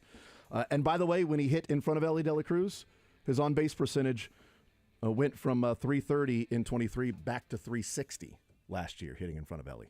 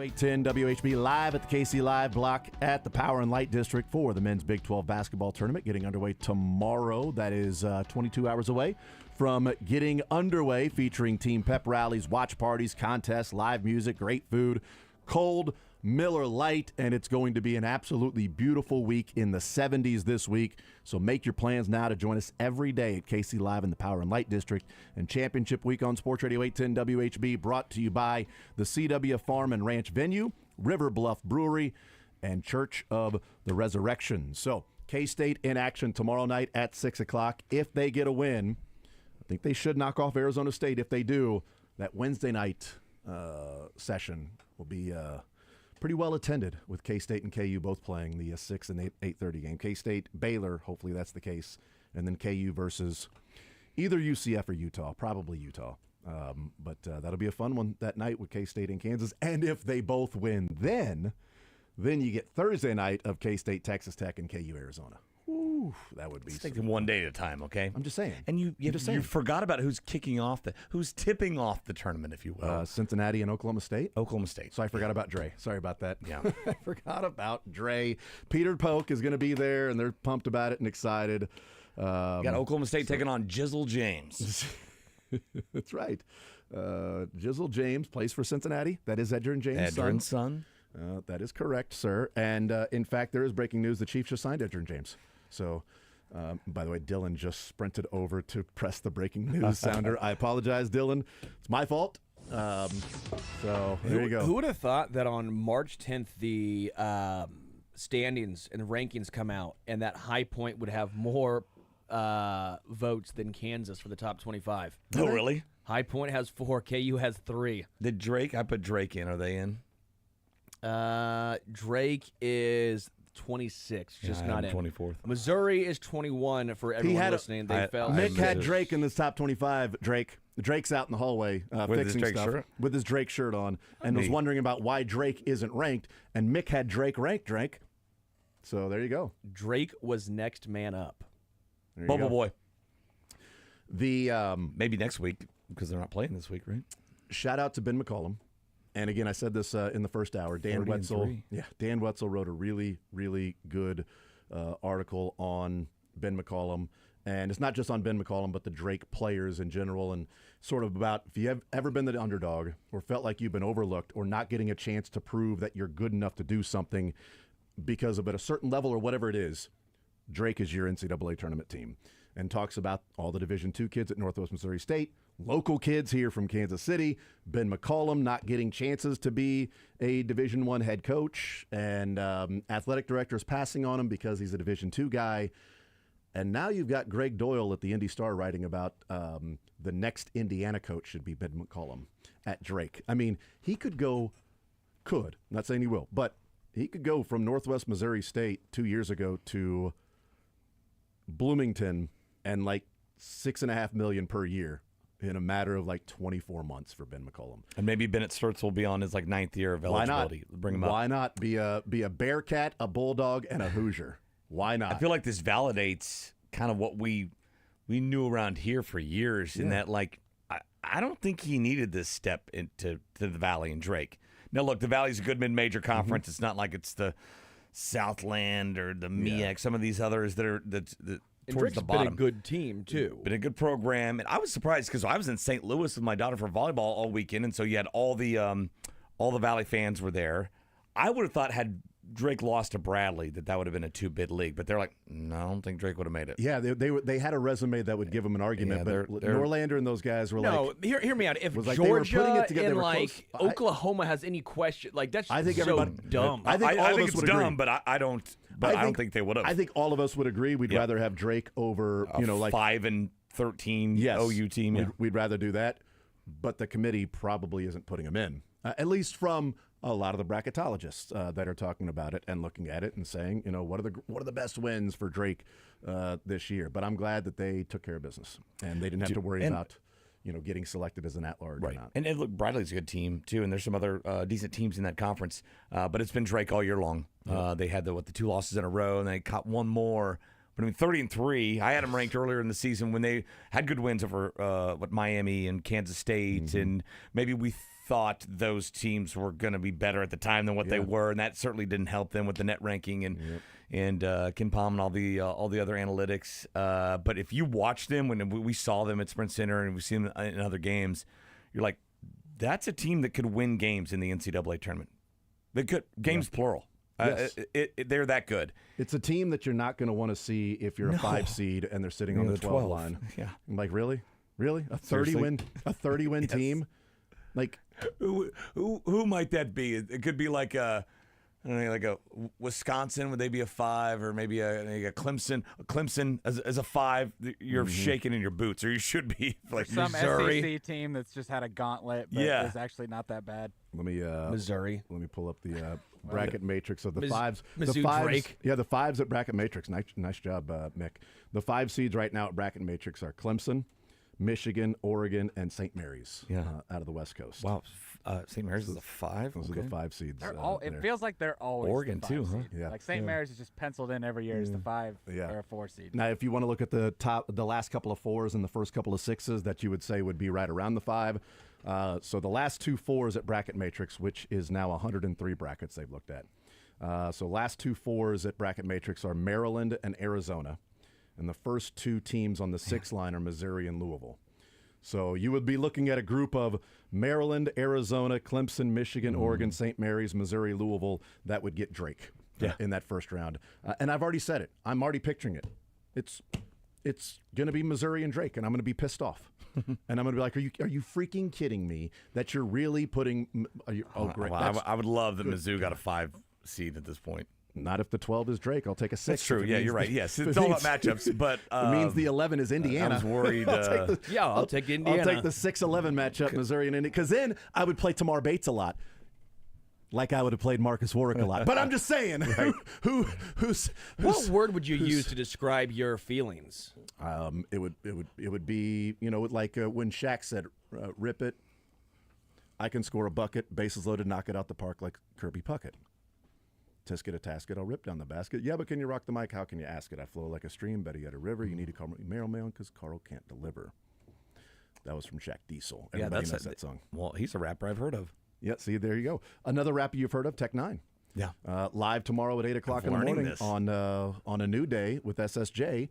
Tech 9 will release the official World Cup Kansas City song. So each city is going to have a specific song for their World Cup hosting. And Tech 9, an original song that he put together and wrote and all that stuff. And so he will release it for the first time live 8 o'clock in the morning right here on Sports Radio 810 WHB with Stephen St. John and A New Day. Will he sing it live, or will they play play I think they're gonna the play it. I asked the same clip. question. I said, is he going to perform it live? And they said, no, they're going to play the song. I'm like, I mean, because there's going to the be some background, instruments that'll and be all his, that stuff. Yeah. In the background. I'll be honest with you. I got to. They're going to need. They're going to need Sterling here on keyboards and everything. I could do it. I'll get my drum set. We'll set it up. Let's go. Real early. I got a sneak peek. I got to hear it. Soccer Kingdom. Welcome to the Football Kingdom. It's really cool. Yeah. I'm pumped for it. It sounds nothing like any song he's ever heard or ever written. Like Planet Rock. Kansas City makes the planet rock. Soccer makes the planet rock. Football makes the planet rock. World Cup makes the planet rock. Yeah, I'm pumped for it, man. You guys are going to love it. But no, I am looking forward to that tomorrow at 8 o'clock. Did you get a sneak peek or a sneak listen? Both. I was there watching him lay it down on wax. I've understood like 12% of the words he said in the last 5 minutes. I've just been looking over at Mick like, can we just somehow move on? Or hey, so Jalen Moore, huh? Yeah, right. He's great. So anyway, let's put a bow on it. Tomorrow, 8 o'clock in the morning, Tech 9, right here on Sports Radio 810 WHB. Stephen St. John, the official Kansas City World Cup song. Jalen Moore. He is no longer a free agent. He got more than many people would have expected. Dan Moore got more than even people would have expected. So it was Jalen Moore and Dan Moore that Albert Breer said this morning in his Monday morning quarterback column that the Chiefs had moved on, obviously, from Ronnie Stanley when he signed with the Ravens, and they have now switched their attention to Jalen Moore and Dan Moore. Jalen Moore with the 49ers, Dan Moore with the Pittsburgh Steelers. Jalen Moore got 2 years, $30 million for the Chiefs. He was a swing tackle for the 49ers in depth and was the man who filled in for Trent Williams and performed well from week 12 through 16 as the starter at left tackle in those specific 5 weeks. And left tackles in the league, he was the number 9 rated left tackle of all left tackles in the league in those 5 games. He has started 12 games in his career. Dan Moore, who has played 4 years, is a year younger than Jalen Moore. He signed for 4 years and $82 million for the Titans to play left tackle. How much had he started? He was the main starter. He was for the their Steelers. guy. Yep, he was their guy. They were same draft, correct? Both yeah, 21? Both 4 years in the league. Dan Moore gave up 12 sacks last year, which seems like a lot. Seems like a lot. It does seem like a lot. When I heard that they were interested in Dan Moore, I saw the 12 sacks. So I'm like, all right, let me go and look. Because, Russell Wilson holds the ball a long time. Sure. So it's like, sometimes the sack is the quarterback's fault. Nope. A lot of those sacks, he just got beat. He just got whipped. Now, overall, got a good grade from Pro Football Focus. Steelers fans weren't exactly sad to see him go, but felt like as the season went along, he did become a better pass-blocking tackle. But those 12 sacks were pretty legit, the 12 sacks that he gave up. So the question would be, whether you like Jalen Moore, there's 2 ways of presenting this. One, do you like them signing Jalen Moore 2 years, $30 million, a guy who they are clearly betting on an ascending player or hoping that he's an ascending player at 20. He's going to be 28. So he's 27 now, turns 28 in July. So this will be his 28-year-old season for 2 years. Or betting on Dan Moore a year younger than he is for 4 years and $21 million per year. If I'm looking at just the 2 contracts and the 2 players, I'd prefer the Jalen Moore deal. Yeah, absolutely. Because then it's a 2-year bet. Yeah. Or maybe a 1-year bet, depending on how it's structured. It might be where they can get out from underneath it after 1 year. Okay, we move on. We saw what we had. It's sunk cost. We're going to take this cap hit in 2026, but that's what we're going to do because we don't need that. We're going to save $5 million or $6 million, whatever it might be. As opposed to if you bring in Dan Moore for 4 years, like you've signed Jawan Taylor to that almost exact deal, 4 years, $80 million for Jawan Taylor, 4 years, $82 million for Dan Moore. So really it's $20.5 million per year. But still, that's a 3-year bet. Yeah. Jawan Taylor was a 3-year bet. And you know more about Dan Moore. You know the more of the ceiling, more of the floor. And at least with Jalen Moore, he hasn't shown those flaws, right? Whatever they are. It's been a small sample size. You just illustrated. No penalties in the last 2 years. And out of 279 pass blocking reps the last 2 years, he's given up 2 sacks total. And usually the case with Veach and company, they bring in these guys, even a former 5th rounder who was probably on their board back in 2021. Someone they liked. It's found like doesn't matter kind of what you've done in the league. If we liked you coming out of college, we kind of still like you. And vice versa on guys that maybe weren't on their board that have ascended. I don't really remember too many guys they've brought in that, like, we weren't really high on this guy, even though he's been good in the NFL. Good point. We weren't high on coming out of college. You're right. No, this is a guy that we had on our draft board. We liked him a lot, and now we've gone out and signed him or traded for him. They're like, Kadarius Toney, we loved him in the draft. Oh, cool. Also, some breaking news in the NFL with a signing. We said Milton Williams was close to signing with Carolina. That was undercut or overcut. I don't know what you want to call it, but over the top. The New England Patriots have come in at the last second and signed Milton Williams. Like we said, wow, they had money to burn. Money. They had so much money, and they wanted Rodney Stanley, and they were they going to trade for DK Metcalf, and then they wanted Chris Godwin. They wanted all these different players that stayed with their teams and re-signed, or DK going to Pittsburgh. And they had this money, and Milton Williams was going to go to Carolina, and now he is making $26 million a year for New England. Milton Williams, he was supposed to get 20 a year. So you're still going to, it sounds how, like how much do you get? 26 a year. They're still going to pay even in down free agent years. Yeah. There's going to be huge contracts. Milton Williams, Morgan Moses. The Patriots signed Morgan Moses. Carlton Davis, and didn't they get Robert Spillane? Yeah, that's right. Morgan Moses was a little cheaper. He's a right tackle. The Jets released him. That was 8 for 24 total. So, yes. Or excuse me, 3 for 24 total. Yeah. 8 years. Steal. $8 million per. It's $3 million per. For 8 years, for though. 8 years. We got him till he's 39. We're kind of He's only 34. You had him to 42. We're kind of year 5. We're banking on struggling with that $3 million in year 5, but no, $8 million per year for 3 years. Puna Ford To the Chiefs is signing a 3-year deal with a team that used to play in Missouri. He said in L.A. The Rams. Oh, the Cardinals? You know, could have Well been done. right? Very Could've well been. done, Mick. Yes, it is. Could have Good been. Could have been that as Good well. poll. How weird was it for, like, what, 15 years that town had 2 Cardinals and teams Cardinals, yeah. named the same thing? But by the way, Puna Ford. Same colors, too. Puna Ford's a little bit like if Aaron Rodgers were to go to the Giants. He doesn't have to do anything. Puna Ford's going from the Chargers to the Rams. Puna Ford was at the Chargers last year. He's going from, you don't have to move. He knows the You don't drive. have to do anything. So they're going to different swap practice him facility. and Cooper Kupp. Yeah. It's like, we'll sign Puna. You release Cooper. We'll sign him. Deal? I don't want Cooper Deal. Kupp to go to the Chargers because Well, he is. I don't That's like my it, though, Dylan. I don't either, but him and Lad McConkey. Him boy, and that's Lad, a- who you know I love Lad. That's my lad. So 4 years, $104 million for Milton Williams to the Patriots. Whew. So, $26 million per year. Chris Jones is making $30 per year, and Milton Williams is making $26. God, what a steal it was to get Chris Jones done last year. What would Chris Jones make this if Chris Jones was going through his franchise tag right now like he had to last year? 34. I mean, legit. Max Crosby's making 35, but Myles Garrett's making 40 now. Yeah. He would be the best 33. option on the market right now, right? As far as a player goes, like what he has accomplished and what he can do. Yes. Yeah. Again, and that's where it's like, get in early. Yeah. Get something done with Trent McDuffie right now. You got to cut these guys a year early, and you got to sign them a year early. Or trade him. Yeah.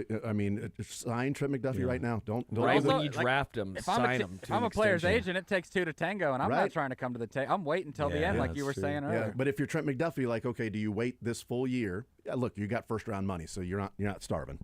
But so do you wait another year going into your 5th year option, and now just something can happen. Stingley Yeah. or Sauce have already signed, and now you can come over the top as well.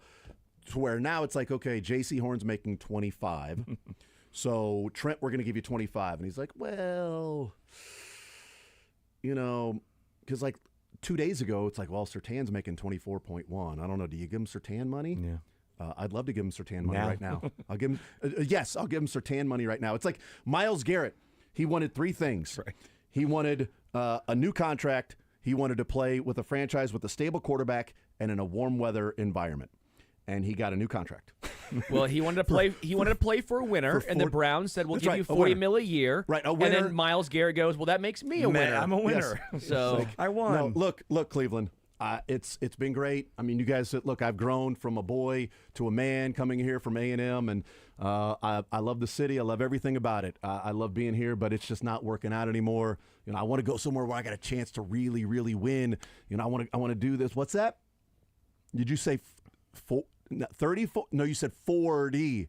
40 million. Well, you know what? Winning means a lot of things. You know what I mean? Like, I feel like we can win off the field here in Cleveland. I can really make a difference Can you with win kids off- oh, okay, maybe that. around here in the area. Like, I feel like this is 40 million, right? That you did say 40 million. Sometimes, look, in the summer it can get really warm here, so that's kind of nice as well. And you know what? I feel like we're starting to get stability at the quarterback position, And right? this franchise in the late 80s was really good. And in the whole history of time, from now to the 80s, that's not very long ago. No. That was just, You're just thinking blink of an about eye. like Blink of an eye. when the Big Bang happened. Oh, yeah. To now, We're basically still in that same era as the might, late 80s. You might as well be talking about the fumble and the drive. I mean, it's just it's a flash of light. It's the only team I was thinking of. You did say 40 million, right? Okay. Yeah. Cool. Let's do it. Let's go ahead. You know what? Let's do it. I think I'm okay. I've really wanted to stay the whole time. I interviewed him the day after, and ready to run the day after he had the trade, or the request, right? He gave zero indication that he was ever going to go back to Cleveland. Everything was looking at the future, what teams. I said warm weather, cold weather, because you can't say what team, right? You can't any of the but he goes winning weather. They were talking That about is it on not Hard Cleveland. Yeah, no kidding. He was calling Hard Knocks talking about it. The GM said teams are calling, but it doesn't matter. We have no intention of trading Myles Garrett. By the way, we have breaking news. Some more breaking news. A big free agent signing, not with the Chiefs. Sam Darnold, 3-year contract, $100 million to the Seattle Seahawks. Sam Darnold heading to Seattle. Geno Smith traded to the Raiders, and so the Raiders will add a coach. Well, so you get Pete Carroll and Geno back together in Vegas. So I loved it when Seattle got rid of Geno because they go, they're rebuilding. They're going to full-on rebuild, smart. And they go, well, what if we just did the exact same thing we got out of and just did the same thing? Just gave him 33.3, repeating, of course, every year for the next 3 years, and get to $100 million. Befuddling. I am. Have we been? Well, You've been bamboozled if you are a Seahawks fan. They want to have their own regime. They got rid of basically everyone that Pete Carroll put on that team. So, and they're basically just trying to do a clean so when they were winning? Sam Darnold to JSN. Right. I liked my idea, though, earlier in the first hour when I said the Seahawks are doing something really smart. They traded DK. They're collecting money. They traded Geno. They're going to tank, so they will have the money and the draft capital to trade for Joe Burrow when he requests a trade in a year. So that's perfect for Seattle because, now that the Bengals are going to be forced to pay Jamar Chase at least $40 million to make him the highest paid non-quarterback, which they said. And then T. Higgins saying he wanted close to 30, and the Bengals saying, you're not worth that. And then DK got 30, and T. Higgins is saying, I feel like I might not be DK, but I'm close there. So, my point of being close to $30 million per year is what I would like. And the Bengals are going, mother bleeper. Max Crosby got his 35, and Trey Hendrickson's like, see, I told you I wanted almost 30. Like, yep, you probably deserve it. You can seek out a trade. Are we going to do anything here? And Joe Burrow's like, hey, remember when I signed this contract, you guys said you were going to do this, this, and this? I thought it was smart business for Seattle to tank, to get the draft capital, to trade with the Bengals when Joe Burrow asks out in 12 months. But I guess not. It's only $33 million a year. That's a great chump point. change for It's a quarterback. It's a good point. Look, Kirk Cousins. That's backup money. They brought in Kirk Cousins too, Yeah, and then got Michael Penix. I it's can't wait. fine. Can't wait for Seattle to get Joe Burrow, Jamar Chase, T. Higgins, and Trey Hendrickson because no chance those 4 guys on a team, no chance they would miss the playoffs. Which franchise has like their top 2 highest paid guys are the highest? The top 2. There's nobody. The absolute highest. It'd be a quarterback and AAV. then a 30. It was Dak Prescott was the highest I was AAV. going to say almost wide receiver was CeeDee Lamb. Almost wide With receiver Dak, was CeeDee Lamb. then Dak's getting paid those $60 2 million. salaries Dak is would the be higher highest- than any other top 2 salaries, probably. Dak is the highest salary player in the NFL at $60 because the million Raiders a year. don't have a quarterback making that much to But then Christian compare Wilkins, with. Christian Wilkins is Crosby. close. He's getting paid like $28 million defensive tackle. Well, actually, it'd be the Browns. It'd be Deshaun Watson and Myles Garrett now. It would actually be the Browns with Deshaun Watson and Myles Garrett. I think you can even toss Jerry Jeudy in there because they gave him some money, right? not like that. Not like though. that, but I mean they're paying But I Jerry mean, Jeudy. if Chase gets $40 million, it would be the Bengals, right? Well, it would be Burrow and because then Burrow and Chase. Well, let me look at the contracts. Burrow's over 50, isn't he? This is a great question. Jerry Jeudy signed 3 for $52. I love this question. I love it so much. It's actually not that bad. Yes. I want to lay in bed and tell it my secrets. So much I love this question. Let's figure out the. Who's the highest paid quarterback? Is it It's Stafford now? No, Dak at still? $60 million per Okay. year is the highest paid. $60 million a year for And then one. you pair him with CD, who's making 34, which is That's just probably below it. Justin Jefferson, who's the making Browns. 35. Yeah.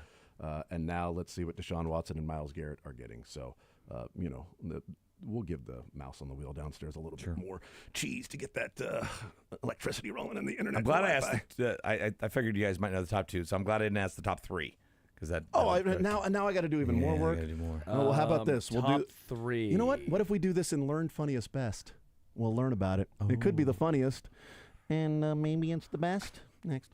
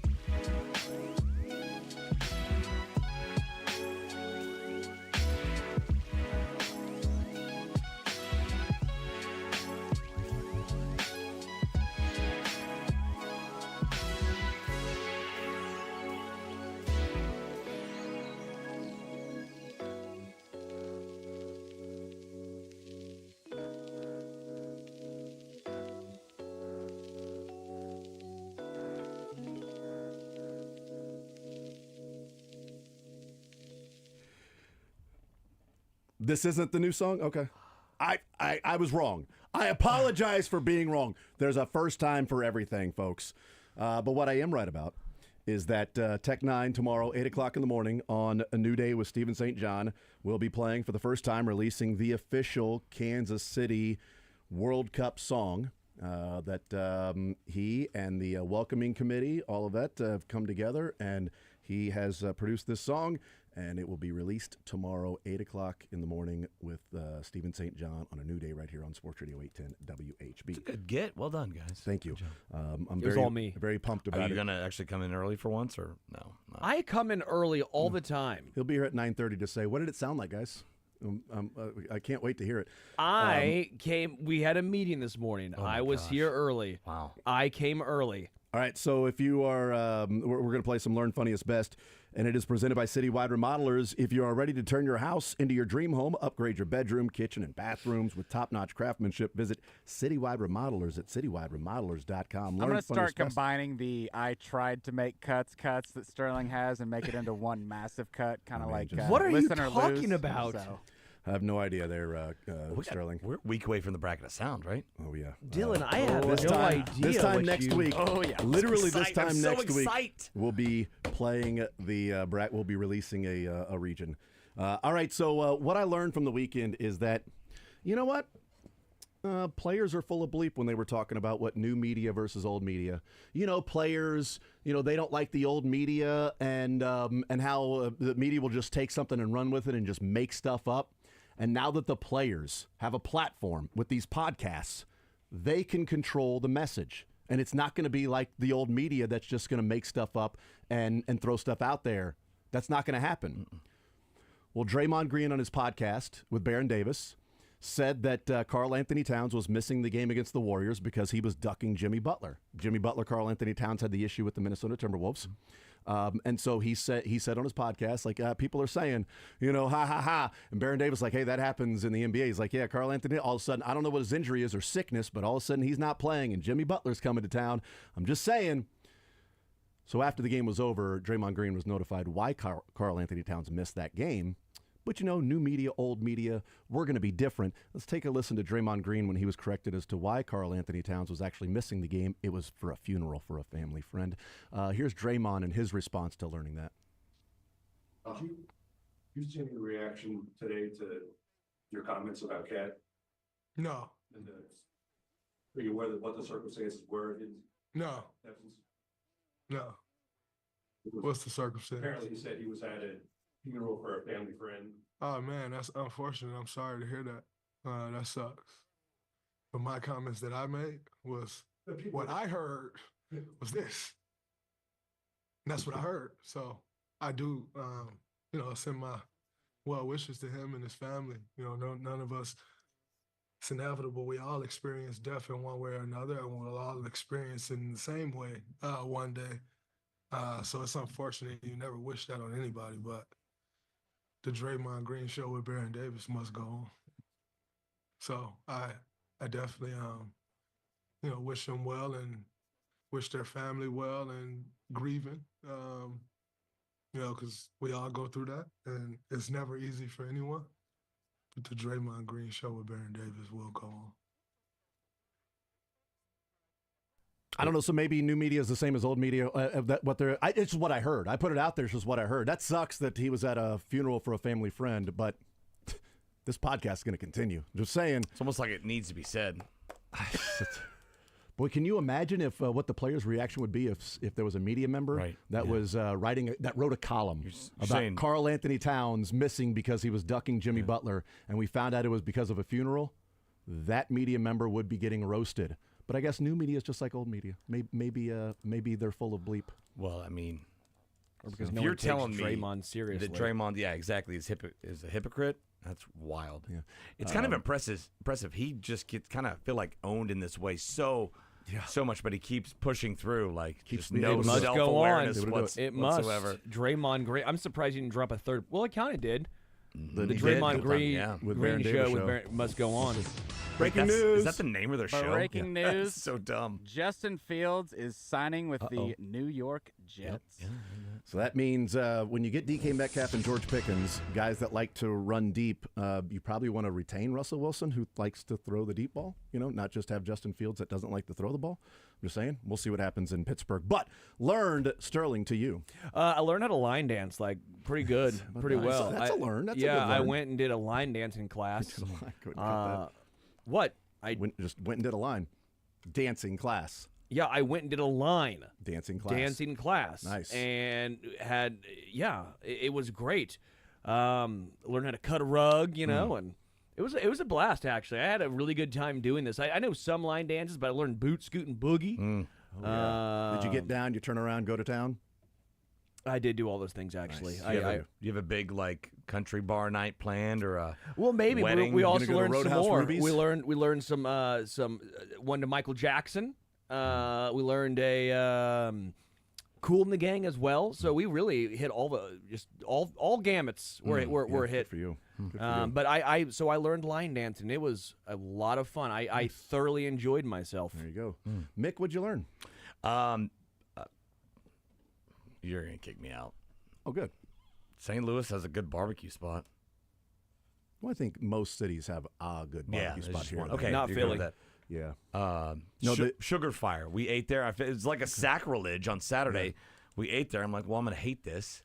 Yeah. But it was kind of close and it was convenient, and it was downtown St. Louis, and it was really good. I think called Sugar Fire. No, I've been to a spot. That's the only one I'll allow. I think the best St. Louis barbecue restaurant that I've been to is I got to St. Louis. Is it Gates? And then I drove on I-70 west for 4 hours, and I stopped at literally any barbecue spot. Okay, and that was the best barbecue spot in St. Louis metropolitan just like area. literally That's just Jason's got on favorite 70, bit to drove roughly 4 hours west, and boom, it was amazing. Right there. Just to find any spot at that point.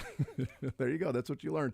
You can leave now. Dylan, Dylan, what did you learn from the weekend? I just learned that Darius Slay is going to be signing. This is obviously great print. Literally just learned it. Literally, we're just all learning it learned at the same time. Breaking news. Breaking news. I think I saw it on Twitter. I can't remember. He is signing with the Steelers as well. So Darius Slay. Darius Slay or Darius Slayton? Slay. Darius Slay. I was going to say, the Steelers could use another deep threat in Darius Slayton. Just likes to run deep with 16 yards per catch average. There you go. All right, that was learned. Funniest, we start with you, Sterling. Funniest from the weekend. I think the funniest is I learned how to line dance. is this new TV scrolling through everyone, and it just puts, we have in the office now, we used to have very old photos of the shows, right? And it was so old that it was actually Jason and Corey, I believe, that were still there. So I posted a picture of my face over it, but eventually we got this brand new technology. It's television. And it is hanging, and it rotates through all these pictures, and you'll just see people standing out there taking pictures of the TV. I got a really good one of Curtis. He was taking a picture, so I got a picture of Kay taking a picture of the TV, because I think Kay was just so enamored by this brand new technology that is television. Yeah, we moved right into the year 2022. So you'll just look out in the hallway, and folks are just hanging out there looking at people scrolling through. There's one of Lebo. Just says Lebo. Just Lebo. Just says Lebo. One of the Drake. Just says Drake. The Zone with Just you and says me. The Zone. I love it. It looks like we're like an SNL like bumper. You didn't want to use the one with Dylan in it too? He wasn't in All that three one of I us? saw. I didn't post the pictures. Okay, Do you think I know how that works? I'm just saying it's Someone does. Not me. There's a zone with me, you, and Dylan there. I that should didn't be see scrolling it. through. I vote for that one to scroll through. I like that one as well, but I thought it's the funniest is you'll just look in the hallway and people Dancing will on it. people will just be staring at the TV. I thought it odd that they Just said, wasn't room in the picture for a fourth person. No. Yeah. I thought it odd that Gabe said they were looking for majority as to which one to use, and the one with Dylan only got 50% vote from me and you. So I'm just saying, like, I voted Well, for it. I voted for you, Dylan. Okay, we'll see. Mick, funniest for you from the weekend? The tweet that Big 12 tournament looked like they were playing on a Louis Vuitton bag on the floor. So It's true. pretty funny. Oh, it's so bad. I think they keep it for the men. God, I hope not. I hope they just take it out and burn it. I kind of like it. I was good with it. I was fine with it. It's 12. I liked what a New Day said, that if you look close enough, you can see a schooner. If you stare at it long enough. Cross your eyes a little bit, yes. You dumb. It's not a schooner, it's a sailboat. A schooner is a sailboat, idiot. Dylan, funniest for you from the weekend? Funniest for me, they showed Danny McBride, the Mahomes Kenny Powers clip on Kimmel, and it was awesome. Yes. Now, there's a clip that I want to ask you about because it involves our show and it involves you. Okay. That has become very, very popular online. I don't know who put this together. Okay. But you're familiar with the quarterback Patrick Mahomes. Of course I am, yes. And you're aware of the comparisons that people make to you? I have seen that. I think it was the first time I ever saw my son truly respect me was when he saw this clip. Okay, so this is good for the kids in the neighborhood when they come over. Give me a little maybe even better than GQ magazine. Yeah. Take a look. Yeah, no. So we started off. They actually threw a nice party for us at the hotel. The Chainsmokers came through. DJ Khaled came through. I had the Spoon Man from the Soundgarden videos coming tonight. No way. Oh yeah, I'm talking 6 grills burning at all times. Tiki torches, 3 whole pigs, loads of macaroni and cheeses, baked potatoes, collard greens, a horse, Puerto Rican chicks showing their stuff everywhere. You can't beat that, man. That's every genre of music you need right there. I hadn't seen that before. Ooh, it's so good. I was trusting the producers. At That was, I appreciate you making that. You know what? And they trusted you right back. They did. They did. That was really good. My funniest from the weekend is during the Missouri and Kentucky game, there was a family that's split, and so they decided to make shirts split right down the middle. And she wore a Kentucky shirt, and he wore a Miss Sucky. I saw that. Miss Sucky. That was while he's got his arm around her that says Miss Sucky. That was my learned of don't make split Missouri, Kentucky. So Miss Sucky. Do you think they realize that? I think that's probably why he wore the Yes. and she wore the Kentucky. Best we go to you, McShaver. I love that the Celtics in all their history they've had one game where 2 guys have scored 40 points. Is it Tommy Heinsohn and Kuzi, or is it Russell? You have Bird and McHale. Newer age, maybe Paul Pierce, Kevin Garnett. I know it happened this year, so it's got to be Jason Tatum and Brown. Obviously. No. It's Peyton Pritchard and Derek White. As one would expect. So just thought that was just Pantheon of hilarious. Celtics. Couple 40. Typically and they right hit at the top. 19 threes combined. 19. Also an NBA record. Yeah.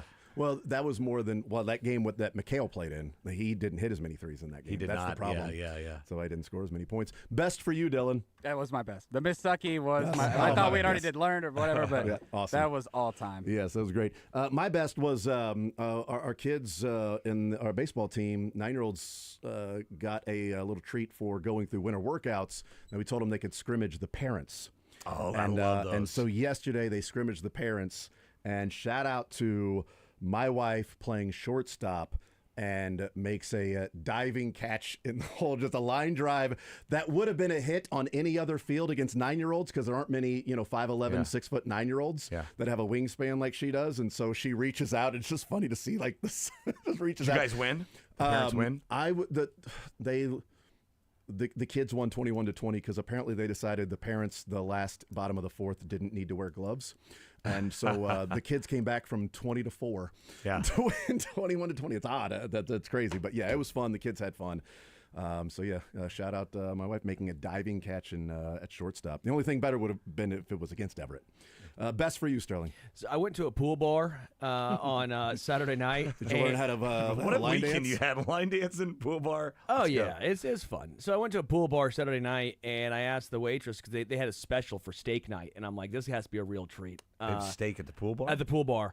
And I was like, should I get a burger or a steak? And she goes, people come all the way for our steak. And they eat it in the pool? And they eat it in the And so I went and I got the steak, and it was actually incredible. Nice. So that was your best. If you go to a pool bar, order the steak. I never ordered food at a pool. I didn't know you could do that. I didn't know either, and it It's was like some places that have buffets phenomenal. and people don't even think they have buffets there, but they have buffets there. More's on next.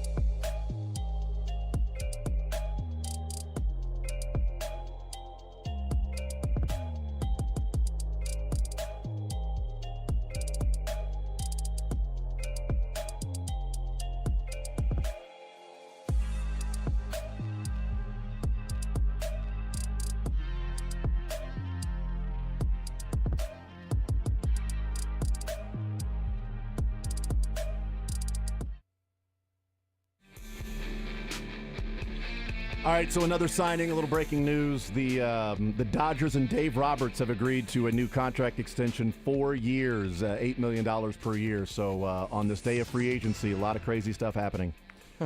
Crazy stuff everywhere. Even Dave Roberts is getting a contract. So the Dodgers are like, hold on. We can't let these guys get the news. We don't need like days and days of free agency. One works, apparently. It's weird, though, because it's all deferred to 2040 for Dave Roberts. So he's actually only making like $30,000 the next 4 years. And in 2040, he's going to get all of that money. So that's good. Keep it locked right here on Sports Radio 810 for all the news with legal tampering going on today until Wednesday at 3 o'clock when it's free agency officially, I guess. But Chiefs signing Jalen Moore from the 49ers. Chiefs signing Elijah Mitchell from the 49ers. We'll see if there's anybody else from San Francisco that the Chiefs will get. Thank you, Mick. Appreciate it, man. Anytime. Let us know when you sign your deal. Okay.